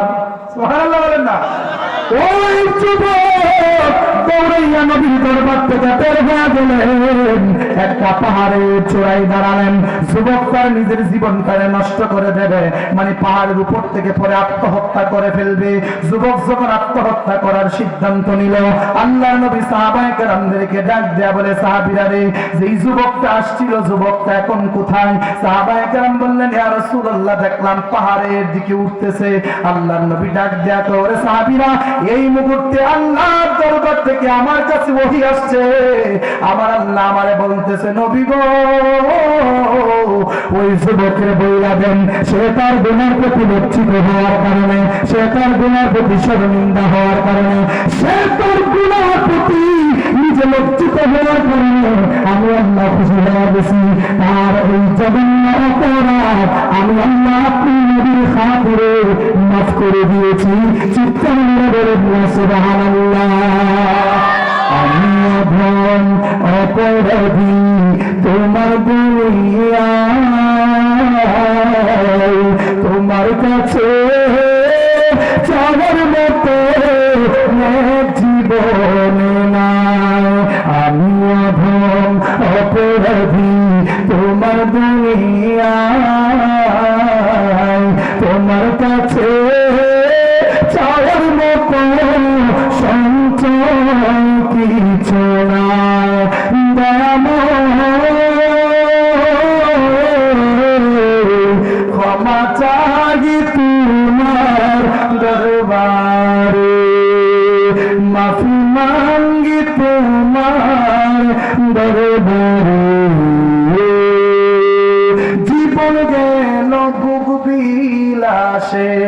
আনন্দ আর তালাতে তোমার কাছে দেখানোর মতো সঞ্চয় কিছু নাই দয়াময় ক্ষমা চাই তোমার দরবারে মাফি মাঙ্গি তোমার দরবারে একবার ডাক দিয়া বলা যাবে কি আল্লাহু আকবার এই আওয়াজে মানি না মানি না মানি না আল্লাহু আকবারের আওয়াজটা হবে পৃথিবীর সবচাইতে বড় আওয়াজ আরো জোরে নারে তাকবীর নারে রিসালাত সুন্নি মহাসম্মেলন আপনারা মনে হয় ঘুমাই গেছিলেন একটু সজাগ করলাম আর কি নবীর আল্লাহ যখন বলেন হ্যাঁ সারা রাত মাশাআল্লাহ মাশাআল্লাহ ওজা কাছে সারা রাত মাইকুল লাগি মাইকের অপারেটর নেই আমনে গেলে কইব এই যে একটা ঘটনা মনে পড়ছে হুজুর চোখ মুজ্জা ওয়াজ শুরু করছে এমন ওয়াজ করছে গো সব শ্রোতা বাদ দিয়ে এক করোট ঘুমায়া গেছে হুজুর সর্বশেষ দোয়া কইরা তাকায়া দেখে মাইগুল্লাহ ছাড়া আর কেউ নাই কে ছাড়া কেউ নাই মাইগুল্লাহ ছাড়া কেউ নাই হুজুর ডাক দেয়া কয় আজকের মাহফিলের সকল সওয়াব ভাই তুমি পাইবা ওই লোকটা ডাক দেখ দূর মিয়া সওয়াবের কথা বাদ দেন আপনি মাইগো ছাড়া নয় মাইগুলা ভাই তো দিবা ভাই তো টাকাই লাগবে সারা রাত আপনারা থাকতে রাজি আছেন কিনা আখির মোনাজাত পর্যন্ত থাকার দরকার আছে না না যাবেন গা আমার তো যাবেন গা বাবার আমার और जिसका कोई साली नहीं वो भी हमारा है बोलना मरहबा मुस्तफा की अजमत का हदना किनारा है इश्क रंग मर जाओ मेरे यार बोलो ना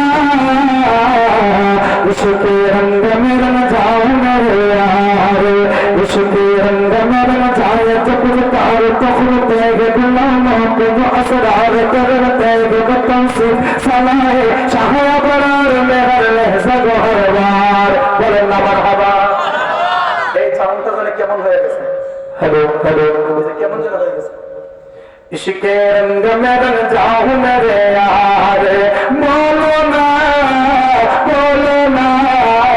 इश्क रंग में रंग जाऊं मेरे यार अर्ज़ू ये है कि वो कल्ब मुअत्तल व मुतहहर व मुनव्वर व मुजल्ला व मुसफ़्फ़ा दुर आला जो नजर आए कहीं जलवे रूह शान अबरार वलहु सय्यदी अली नसब हाबुही उम्मे लक़ब हाशिमियो मुत्तनबियो अरबियो क़ुरैशियो मदनी और कहा हमसे गुनाहगार इश्क रंग में रंग जाऊं मेरे यार बोलो ना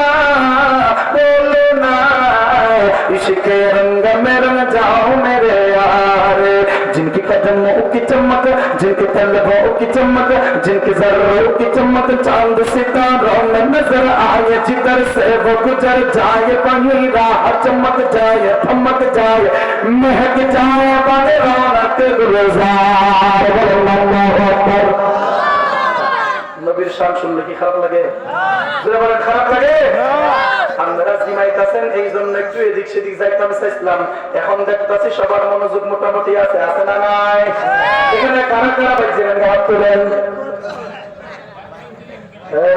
সবাই এখানে আচ্ছা দেখি এখানে কারা কারা নবীর দুশমন হাত তোলেন নাই কারা কারা নবীর আশিক হাত তোলেন একজন একটা তাকবীর লাগান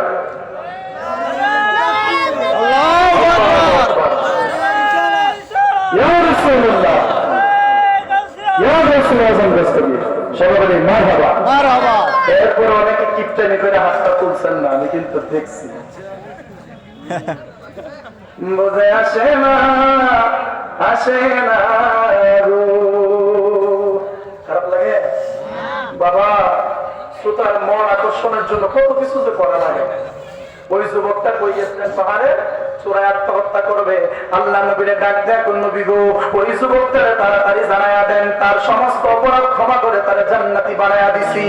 আল্লাহর নবী সাহাবায়ে কেরামদেরকে বললেন, সাহাবীরা এই মুহূর্তে দৌড়াইয়া পাহাড়ের চূড়ায় গিয়ে যুবকটারে বলে দাও আল্লাহ তারে মাফ করে দিছে। সমস্ত সাহাবীরা দৌড়াইয়া পাহাড়ের চূড়ায় যাইয়া দেখে যুবকটা নিজেকে শেষ করার জন্য প্রস্তুতি নিছে। তখন আল্লাহর নবীর সাহাবীরা কইছিল, ও যুবকরে পাহাড় থেকে পড়ে না, তোমার গুনার প্রতি লজ্জিত হওয়া দেখে আমার আল্লাহর মায়া লেগে গেছে। আমার আল্লাহ তোমার জীবনের গুনাহগুলো মাফ করে দিছে। চিৎকার করে বলেন না সুবহানাল্লাহ। আল্লাহুম্মা সাল্লি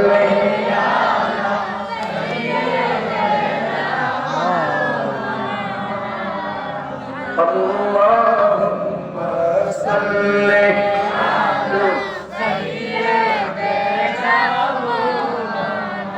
আলাইনা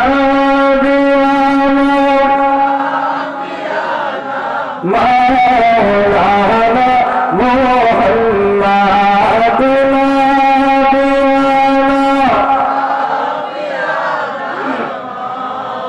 লানা মুহাম্মাদ আল্লাহুম্মা সাল্লি আলা সাইয়্যিদিনা মুহাম্মাদ আল্লাহুম্মা সাল্লি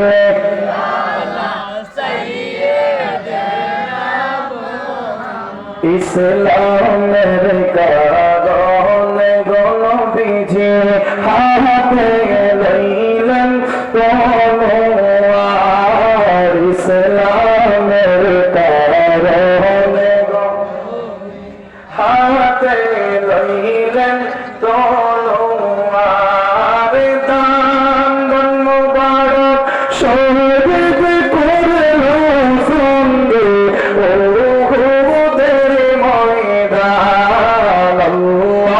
আল্লাহুম্মা সাল্লি আলা সাইয়্যিদিনা মুহাম্মাদিন নাবিয়ানা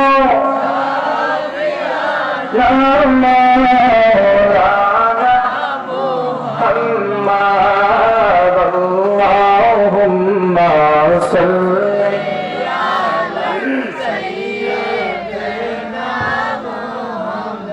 বাবার আমার আমরা নবীর পাগল, নবীর জন্য দেওয়ানা। কেন দেওয়ানা হব না? নবীর জন্য সমস্ত সাহাবায়ে কেরাম তাদের জীবন যৌবন সঁপে দিয়েছেন। হিজরতের রাতে আল্লাহ নবী যখন সিদ্দিক আকবরকে সঙ্গে লইয়া মক্কা ছাইরা মদিনার দিকে হিজরত করা শুরু করে দিলেন, সিদ্দিক আকবর একবার দৌড়াইয়া নবীর সামনে যায়, আর একবার দৌড়াইয়া নবীর ডানে যায়, আর একবার দৌড়াইয়া নবীর বামে যায়, আর একবার দৌড়াইয়া নবীর পিছনে যায়। হযরতে আবু বকর সিদ্দিকের এমন পাগলামি দেখা আমার নবী ডাক দেয়া বলে, আবু বকর, ও আমার আবু বকর, তুমি কি জানো না নবীর আগে আগে চলাটা বেয়াদবি? তুমি কি জানো না নবীর আগে যাওয়াটা বেয়াদবি? ওরে আবু বকর, তুমি কেন আমার সামনে যাচ্ছ, ডানে বামে যাচ্ছ? তখন আবু বকর সিদ্দিক ডাক দেয়া বলে, ইয়া রাসূলুল্লাহ, নবীজি,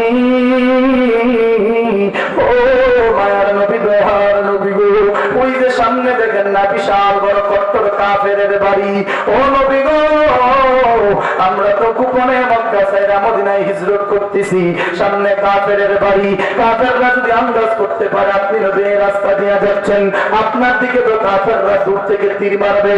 ও নবী গো, আমি আপনার সামনে দৌড়ে যাই, সামনে থেকে কোনো তীর আসলে আপনার গায়ে লাগার আগে যেন আমি আবু বকরের বুকটা ভেদ করে যায়। ও নবী গো, আমার দৌড়াইয়া ডান দিকে যায়, যেন ডান দিকে কোনো তীর আসলে আগে আমার গায়ে লাগে, আবার দৌড়াইয়া বাম দিকে যায়, যেন বাম দিক থেকে কোনো তীর আসলে আপনার গায়ে লাগার আগে আমার গায়ে লাগে, আবার পিছনের দিকে যায়, পিছন থেকে কেউ তীর মারলে যেন আপনার গায়ে লাগার আগে আমার গায়ে লাগে। ও আমার সুন্নি ভাইরা, এখন যদি বদরের প্রান্তর হতো, এখন যদি উহুদের জমিন হতো, এখন যদি তায়েফের জমিন হতো, এখন যদি খন্দকের জমিন পাইতাম, তাহলে জীবন যৌবন সবকিছুর কথা ভুলে গিয়ে, বিবি বাচ্চার কথা ভুলে গিয়ে, দুনিয়ার কথা ভুলে গিয়ে আল্লাহর নবীর পক্ষে জিহাদ করার জন্য সত্যের ময়দানে হাজির হওয়া যাইতাম। কথা ঠিক না ভাই? কারণ আশেক থাকতে মাসুদের কোন আঘাত লাগবে সেইটা সহ্য করতে পারবে না, ফুলের আঘাত সহ্য করা যায় না। আশেক যারা তারা পাথরের আঘাত সহ্য করতে পারে, ইটের আঘাত সহ্য করতে পারে, কিন্তু ফুলের আঘাত সহ্য করতে পারে না। মনসুর হাল্লাজের সমস্ত মানুষ পাথর দিয়ে দিল দিল, ইট দিয়ে দিল দিল, কিন্তু মনসুর হাল্লাজ কান্না করেন নাই। ওনার পীর মুর্শিদ যখন ওনারে ফুলের টুকা মারল, তখন তিনি অথবায় কান্না শুরু করে দিলেন। এতেই বোঝা যায় পাথরের আঘাতের চাইতে ফুলের আঘাতের ক্ষত বেশি। বাবা বেলায়েতের ওয়াজ করলে অনেকক্ষণ করতে পারতাম, যেহেতু রেজবি সাহেব আছে বেলায়েতের ওয়াজ মজায়া করবো। বাবার আমি একটু পিতামাতার আলোচনার দিকে ঢুকবো। বাবা আল্লাহ নবী রাহমাতুল্লিল আলামিন বলেন, ওরে আমার উম্মতেরা শোনো, আমি নবী আমার বাবাকে দেখি নাই। আমার বাবা আমার জন্মের আগেই দুনিয়ার জমিন থেকে বিদায় হয়ে গেছে। নবীর বাবা নবীর আগেই দুনিয়ার থেকে বিদায় হয়ে যাওয়ার পেছনে একটা হাকিকত আছে। কি হাকিকত? হাকিকতটা হলো, নবীর বাবা যদি জীবিত থাকতেন, বাবার সামনে ছেলে কোনোদিন চেয়ারে বসে থাকতে পারে না, বাবার সামনে ছেলে কোনোদিন উচ্চ আসনে বসে থাকতে পারে না। এই জন্য আমার আল্লাহ কই নবীর বাবাকে নবী দুনিয়াতে আসার আগেই নিয়ে যাব, যেন আমার নবীর সম্মানে কোনো আঘাত না লাগে। কষ্ট হইতেছে আপনারা? মা বাবার খেদমতের দরকার আছে না নাই? আচ্ছা, এখানে আপনারা যারা আছেন, কেডা কেডা মা বাপরে ভালোবাসেন না? হাত তুলেন। কে কে মা বাবাকে ভালোবাসেন? হাত তুলেন। মাশাআল্লাহ। যারা মা আছে ভালোবাসবেন, যারা মা নাই তারাও মা বাবাকে ভালোবাসবেন। সিস্টেমটা নবী শিখাইয়া দিয়েছেন।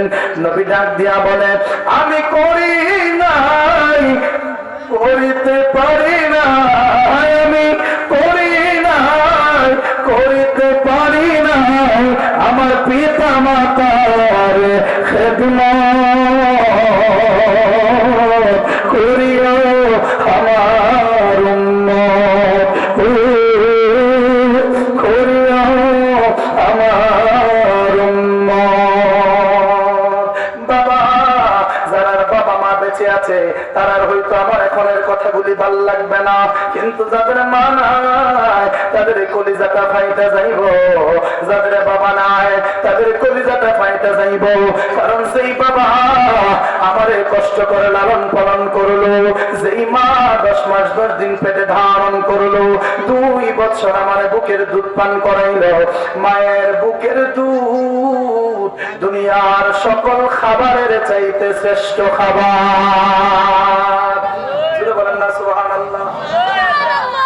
এখন ফুসমায়া ঠান্ডার রজনী, এই ঠান্ডার রজনীতে যদি ঠান্ডা দুধ কোন দুধের বাচ্চাকে খাওয়ানো হয় তার নিউমোনিয়া হওয়ার সম্ভাবনা থাকে। যদি গরম দুধ খাওয়ানো হয়, গরম দুধ পান করানো হয়, তাহলে বাচ্চার মুখ পুড়ে যাওয়ার সম্ভাবনা থাকে।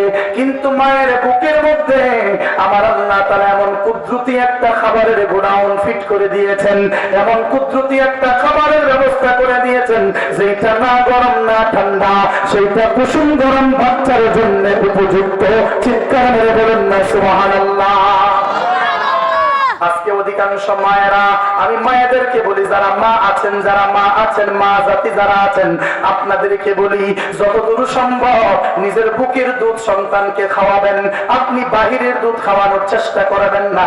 লেকটোজেন 1, 2 আছে না নাই, ওইগুলা বাচ্চারা খাওয়াই। প্যাকেটের দুধ যদি বাচ্চারা খাওয়ান, ওই বাচ্চা মায়ের দুধের ঋণের কথা বুঝবে কি? কথা ঠিক কিনা? মনে রাখবেন, একটা মা যখন সন্তানের মুখের ভিতরে মায়ের স্তনের বুটাটা ঢুকায়া দেয়, সন্তান যখন স্তনের বুটা ধরে দুধের মধ্যে যখন টান দেয়, দুধ যখন সন্তানের পেটে যাওয়া শুরু করে, ওই সময় মা মাথা দিয়া যেই কথাগুলি চিন্তা করে, ওই চিন্তাগুলি থেকে সন্তান শিক্ষা গ্রহণ করে। এই জন্য তো মা বালা হইলে সন্তান বালা। আম গাছে কোনোদিন জাম ধরতো না, জাম গাছে কোনোদিন কাঁঠাল ধরতো না। গাছ যেমন গোটাটা তেমন হবে, মা বাবা যদি বুকের দুধ পান করায় কোন সন্তানকে, মা যদি কোন সন্তানকে বুকের দুধ পান করায়, ওই সন্তান জীবন দিয়ে দেবে, কিন্তু মায়ের হুকুমের বাহিরে যাবে না, বাবার হুকুমের বাহিরে যাবে না।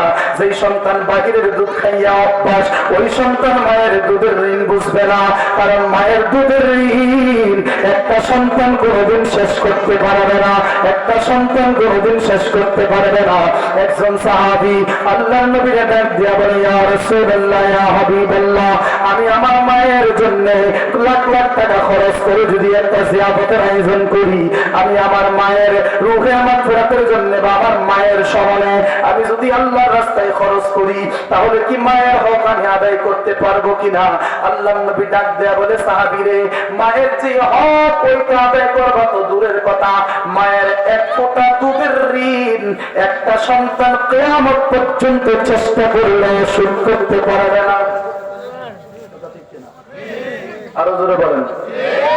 মায়ের একবার দুধের দাম কাটিয়া গায়ের চাম, পাপুষ বানাইল ঋণের শোধ হবে না।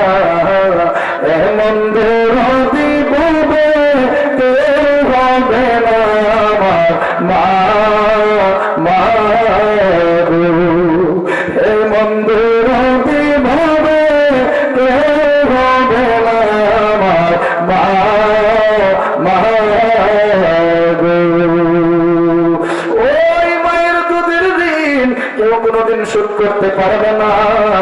ওই মা 2 বছর দুধ পান করাইল, লালন পালন করে আমাদেরকে বড় করলো। মা মায়ের ঠান্ডা রজনীতে যখন বিছানার মধ্যে প্রস্রাব করে দিতাম, মা আমাদেরকে শুকনা জায়গায় শোয়াইতো, ডান দিকে প্রস্রাব করলে বাম দিকে শোয়াইতো, ডান দিকে প্রস্রাব করলে মায়ের বুকের উপরে শোয়াইতো। বুকের উপরে প্রস্রাব করে দিলে মা নিজে ভিজা জায়গায় শুইয়া সন্তানরে মায়ের শুকনা জায়গাটাই শোয়াইতো।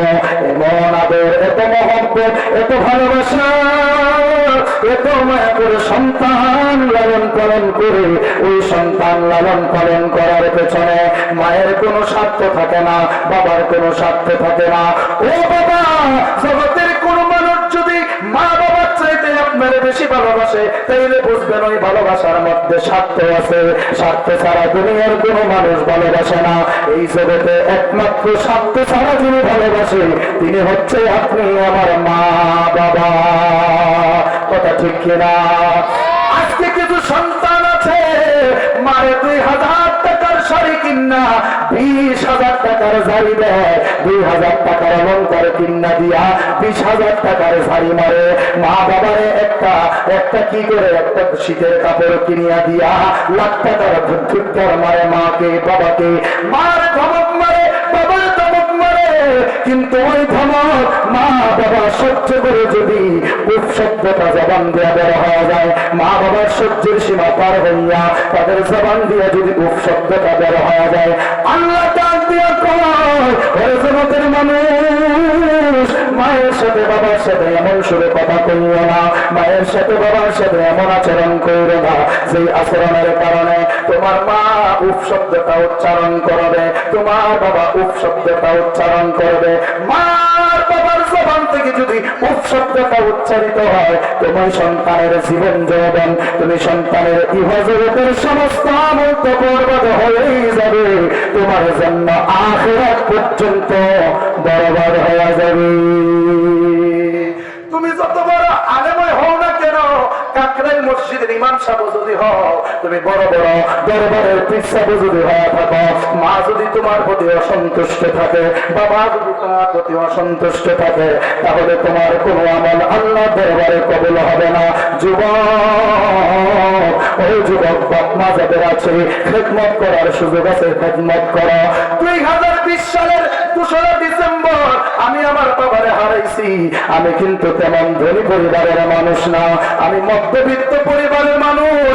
আমার বাবা কষ্ট করে মাথার গান পায়ে ফেলাইয়া রুজি রোজগার করে আমাকে লালন পালন করে বড় করছে। আমরা ভাই বোন যারা আছে আমাদেরকে লালন পালন করে বড় করছে। আমি আমার জীবন পেশায় বলতে পারবো না আমার বাবা যতদিন জীবিত ছিলেন আমি কোনোদিন বাপরে ধমক মারছি, কোনোদিন বাপরে আমি আঘাত করছি, আমার মনে হয় না। এর বাগেও যদি কোনো কারণে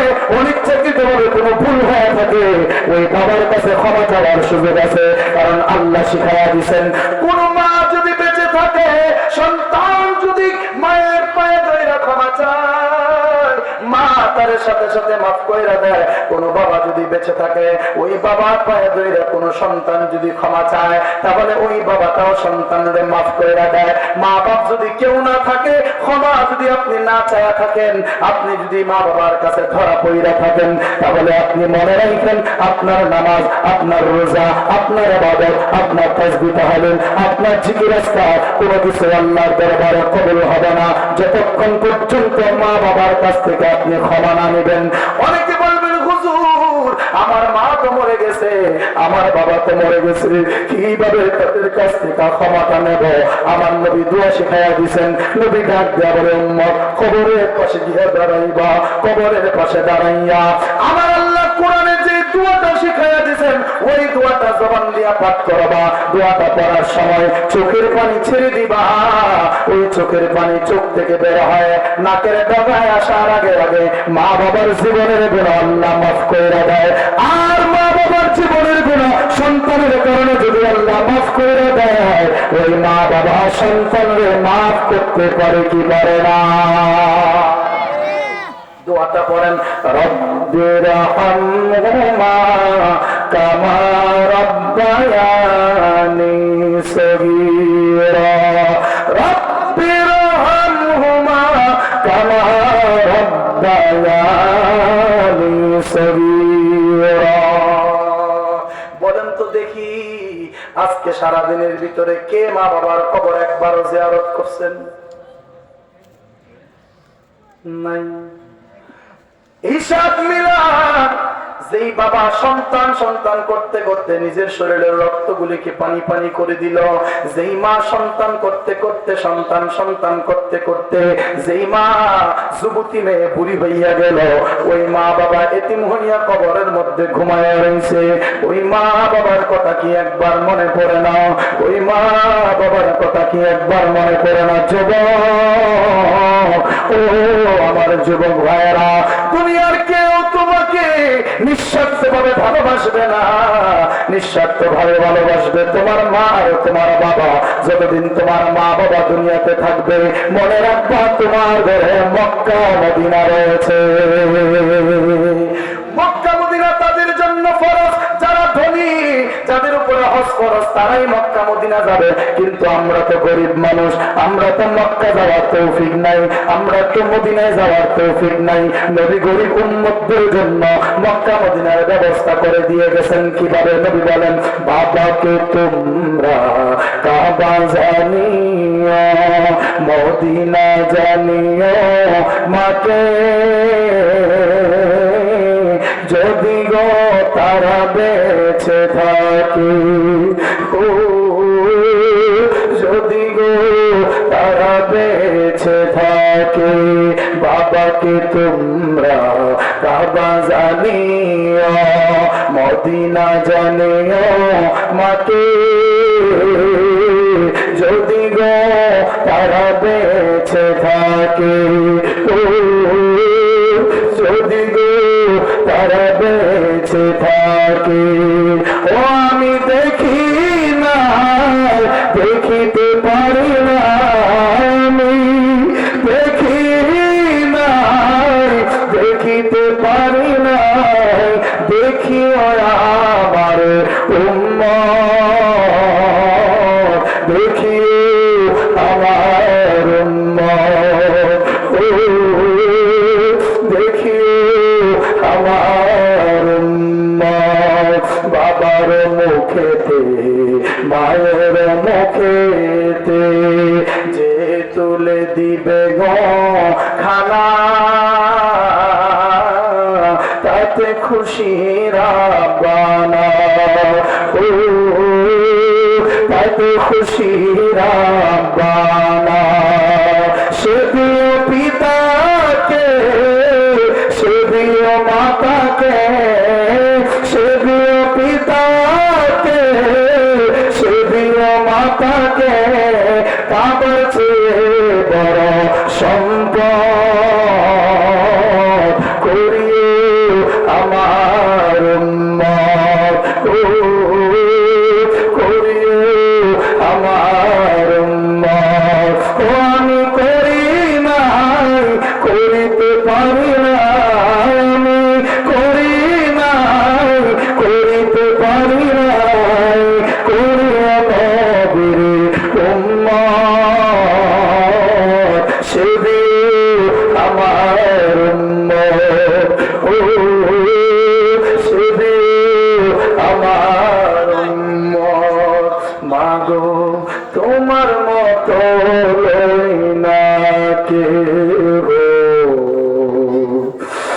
আমায় খুলে টানি আদর করে মোছে না কেউ আমার চোখের পানি হায়রে মা জননী আমার হায়রে মা জননী মাগো তোমার মতো না কেউ আমায় খুলে টানি আদর করে মোছে না কে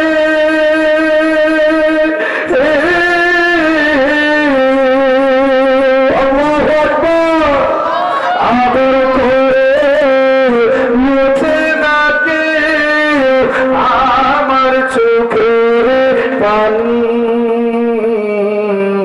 হায়রে মা জননী আমার হায়রে মা জননী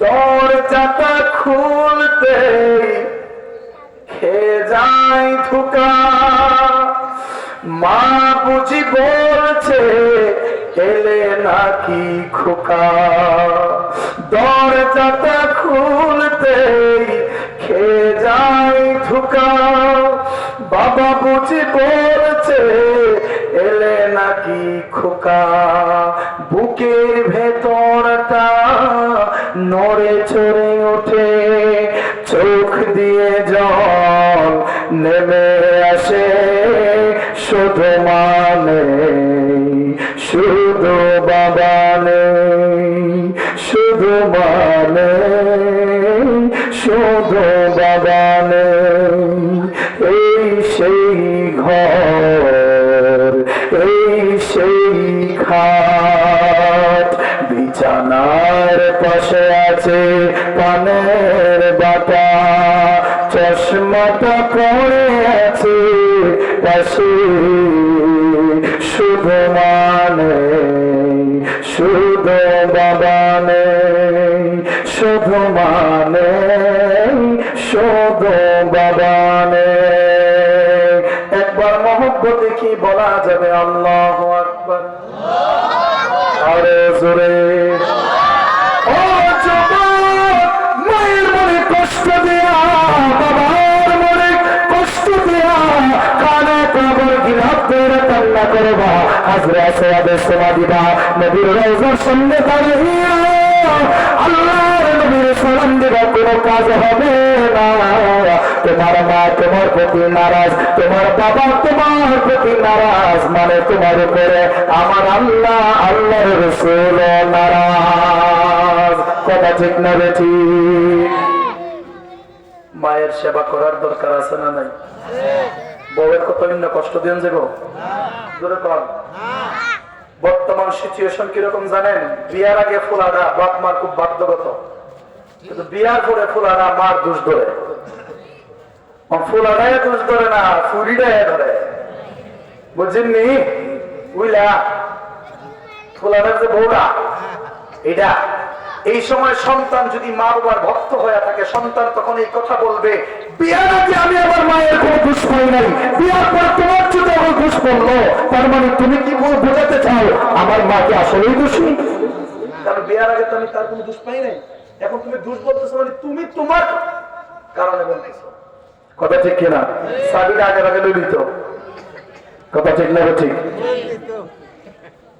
মনে রাখবেন বউয়ের কথা হইন না মা বাপরে কষ্ট দেন জীবনী মনে রাখেন বউ আপনার কাছে আমানত বউ আমার কাছে কি যার যার বউ যার যার কাছে আমানত আর মা বাবা যার যার কাছে জান্নাত কথা ঠিক কিনা আমি না পারবো আমানতদারিতা খেয়ালত করতে না পারবো আমি কি করতে জান্নাত হারাতে আমানত খেয়ালত করতে পারবো না আমি আমার জান্নাত হারাতে পারবো না দুইজনকে আমার সমান তালে রাখতে হবে খুশি রাখতে হবে কথা ঠিক না ঠিক এক সন্তান মারে প্রশ্ন করছে সন্তান রে মায়ে প্রশ্ন করছে বুঝবেন কথাটা একটু মনোযোগ মা সন্তানরে জিগায়, বাবা তুমি আমাকে বেশি ভালোবাসো নাকি তুমি তোমার বিবিকে বেশি ভালোবাসো? এখন যদি সন্তান মা ভক্ত হয়ে থাকে, মা বলবে অবশ্যই আমি মা তোমাকে ভালোবাসি।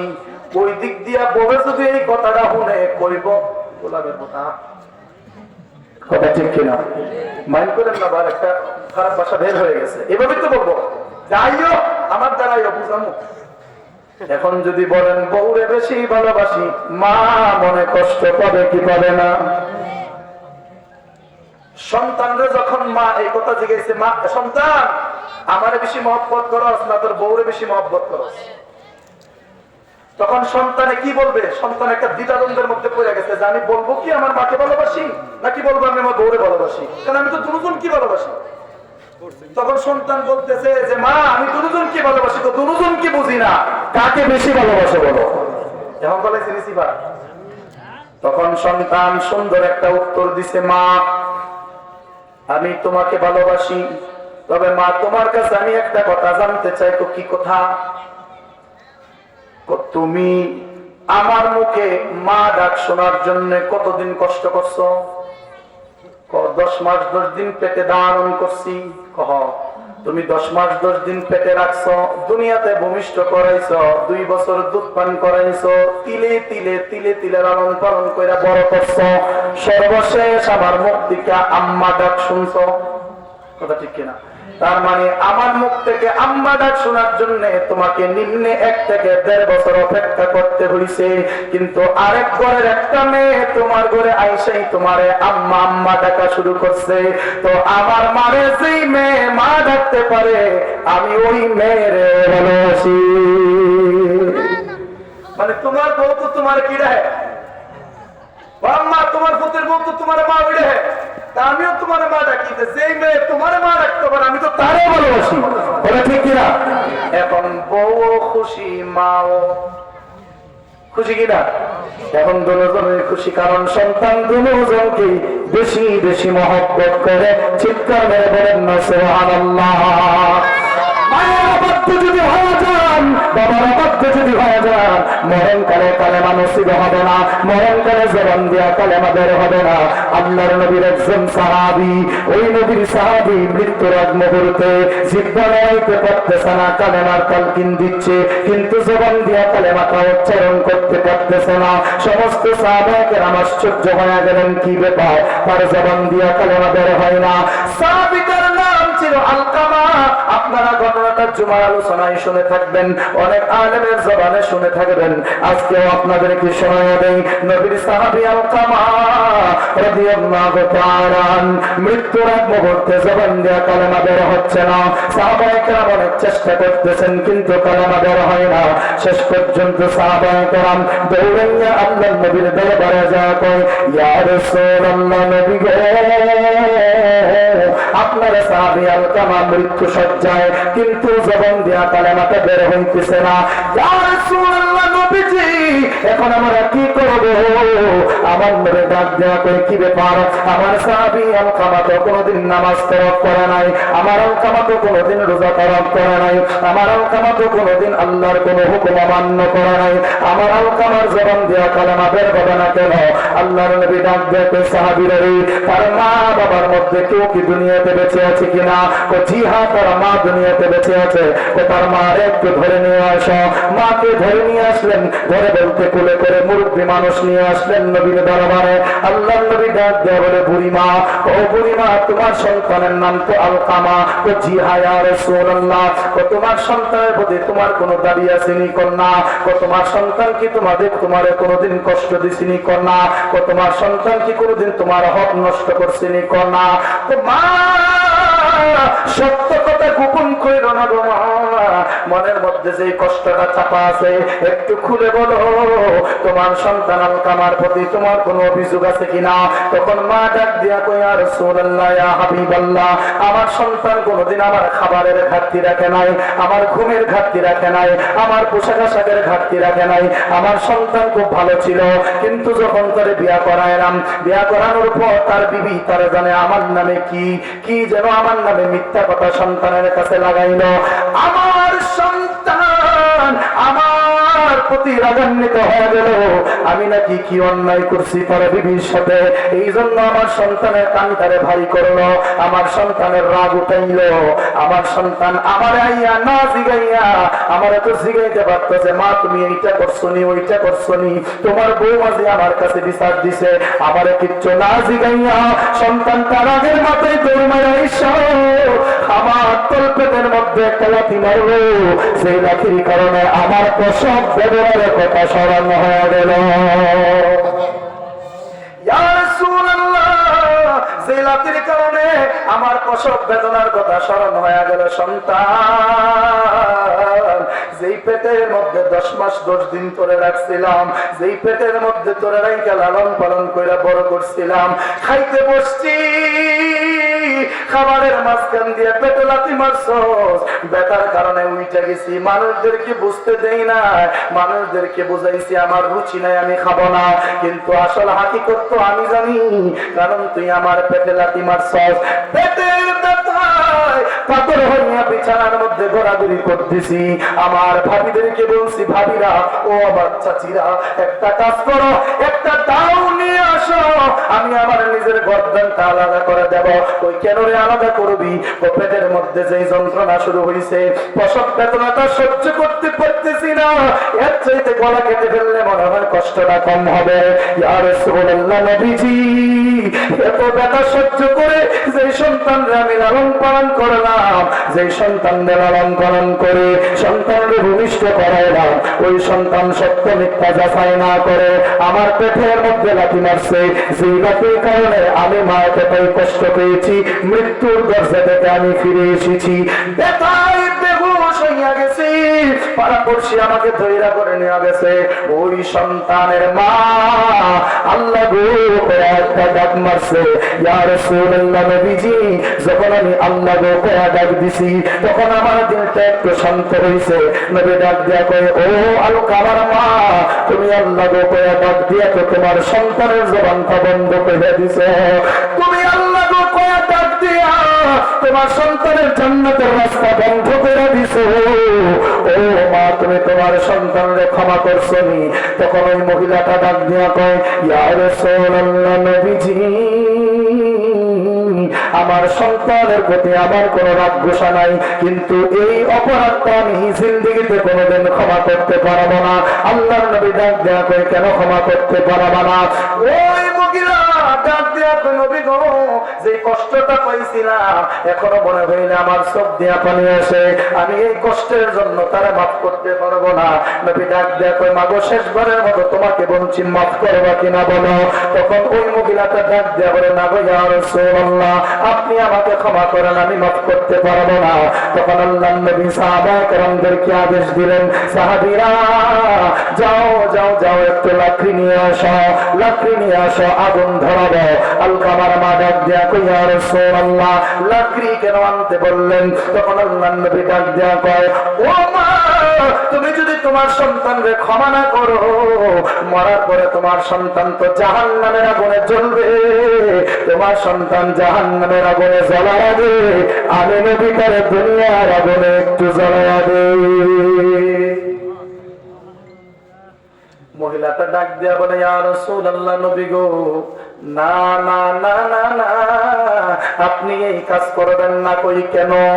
দুনিয়ার এমন কোন মা নাই নিজের চোখে সন্তানের মৃত্যুটা দেখতে পারবে, নিজের সন্তানের চোখ নিজের সন্তানের মৃত্যুটা নিজের চোখে দেখতে পারবে, এরকম কোন মা দুনিয়াতে নাই। ইয়া রাসূলুল্লাহ নবীজি, আপনি সাক্ষী থাকেন, আপনার সাক্ষী রেখা আমি আমার আলকামার গুনাহটা ক্ষমা করে দিলাম। চিৎকার মেরে বলেন না সুবহানাল্লাহ। নারে তাকবীর, নারে রিসালাত, নারে গাউসিয়া। বিশেষ অতিথির আগমন, বিশেষ অতিথির আগমন হযরত মাওলানা মুফতি সাখাওয়াত শেখ সাখাওয়াত হুসাইন কাদরী হুজুরের আগমন। নারে তাকবীর, নারে রিসালাত। সবাই বলি মারহাবা।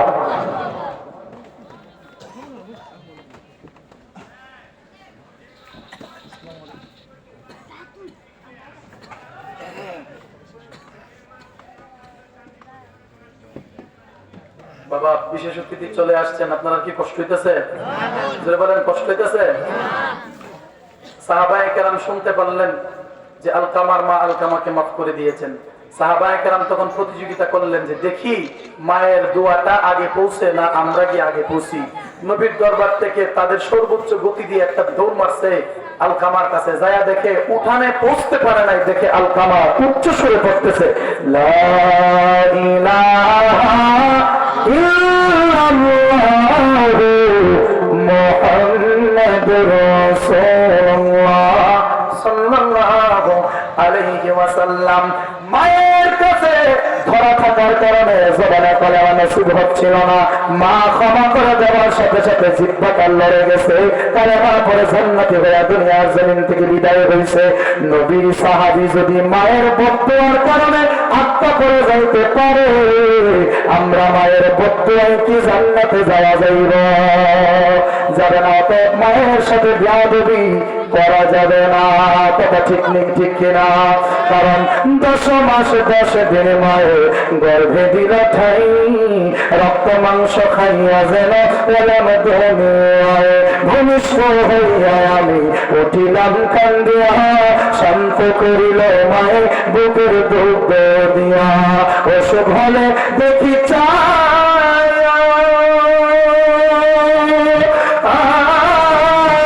আমার মায়ের সে বিছানাই উহিরা রে,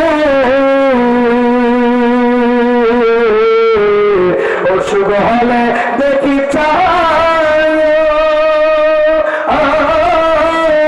আমার মায়ের সে বিছানাই উহিরা রে, বলে আমায় আল্লাহ যাও বলো সন্তানের নিও না, দুঃখের দরদি আমার জনম দুঃখী মা, গর্ভধারিণী মা, জনম দুঃখিনী মা, দুঃখের দরদি আমার জনম দুঃখী মা। মায়ের কন্দন যাবতীব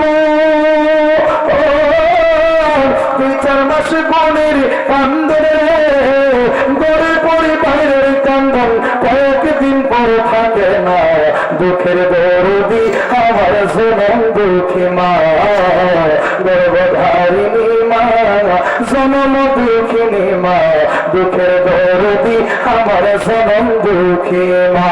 হাতে পায়ে তেল মায় খামায় দিল সত্য করি, প্রস্রাব পায়খানা আমি মায়ের কোলে করি, তখন আমার এক করিল বিষ্ণ বইয়ের মতো, আমার শুকনায় রাখিয়া মায় থাকে ভিজাতে। সন্তানের প্রসবের কালে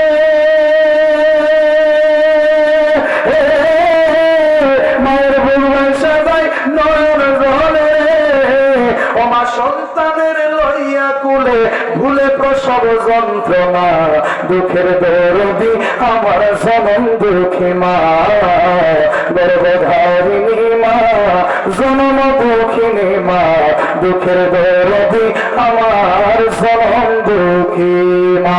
আওয়াজ করে বলা যাবে কি আল্লাহু আকবার? আবার বিশেষ অতিথি চলে আসছেন, আমি আর সামনে বাড়ি না 2 ঘন্টা হয়ে গেছে। আমার কথাবার্তায় আপনারা যদি কেউ কষ্ট পেয়ে থাকেন আল্লাহর রাস্তে ক্ষমা করবেন। আমার শেষ অনুরোধ থাকবে আপনাদের কাছে, আল্লাহর ইবাদত, নবীর মুহাব্বত, ওলি আল্লাহদের সুহবত, মা বাবার খেদমতের দরকার আছে না নাই? এই 4টা জিনিস নিজের মধ্যে রাখবেন, আল্লাহর ইবাদত, নবীর মুহাব্বত, ওলি আল্লাহদের সুহবত, মা বাবার খেদমত। এই 4টা জিনিস নিজের মধ্যে রাখবেন, নিজের আমলে রাখবেন, তাহলে আপনাকে জান্নাতে যাওয়ার পথে কেউ আটকাতে পারবে না। আল্লাহ তাআলা যেন আমাদের সবাইকে আল্লাহ রাসূল পাকের প্রেম মহব্বত ভালোবাসা অন্তরে নিয়ে ওলি আল্লাহদের দামান ধরে মা বাবার খেদমতের মাধ্যমে আল্লাহর ইবাদতের মাধ্যমে আমরা যেন আমাদের জীবনটাকে পরিচালিত করতে পারি। আল্লাহ তাআলা আমাদেরকে সেই তৌফিক দান করুক, সকলে পড়ি আমিন। আমার কথাবার্তায় যদি কেউ কষ্ট পেয়ে থাকেন আল্লাহর রাস্তায়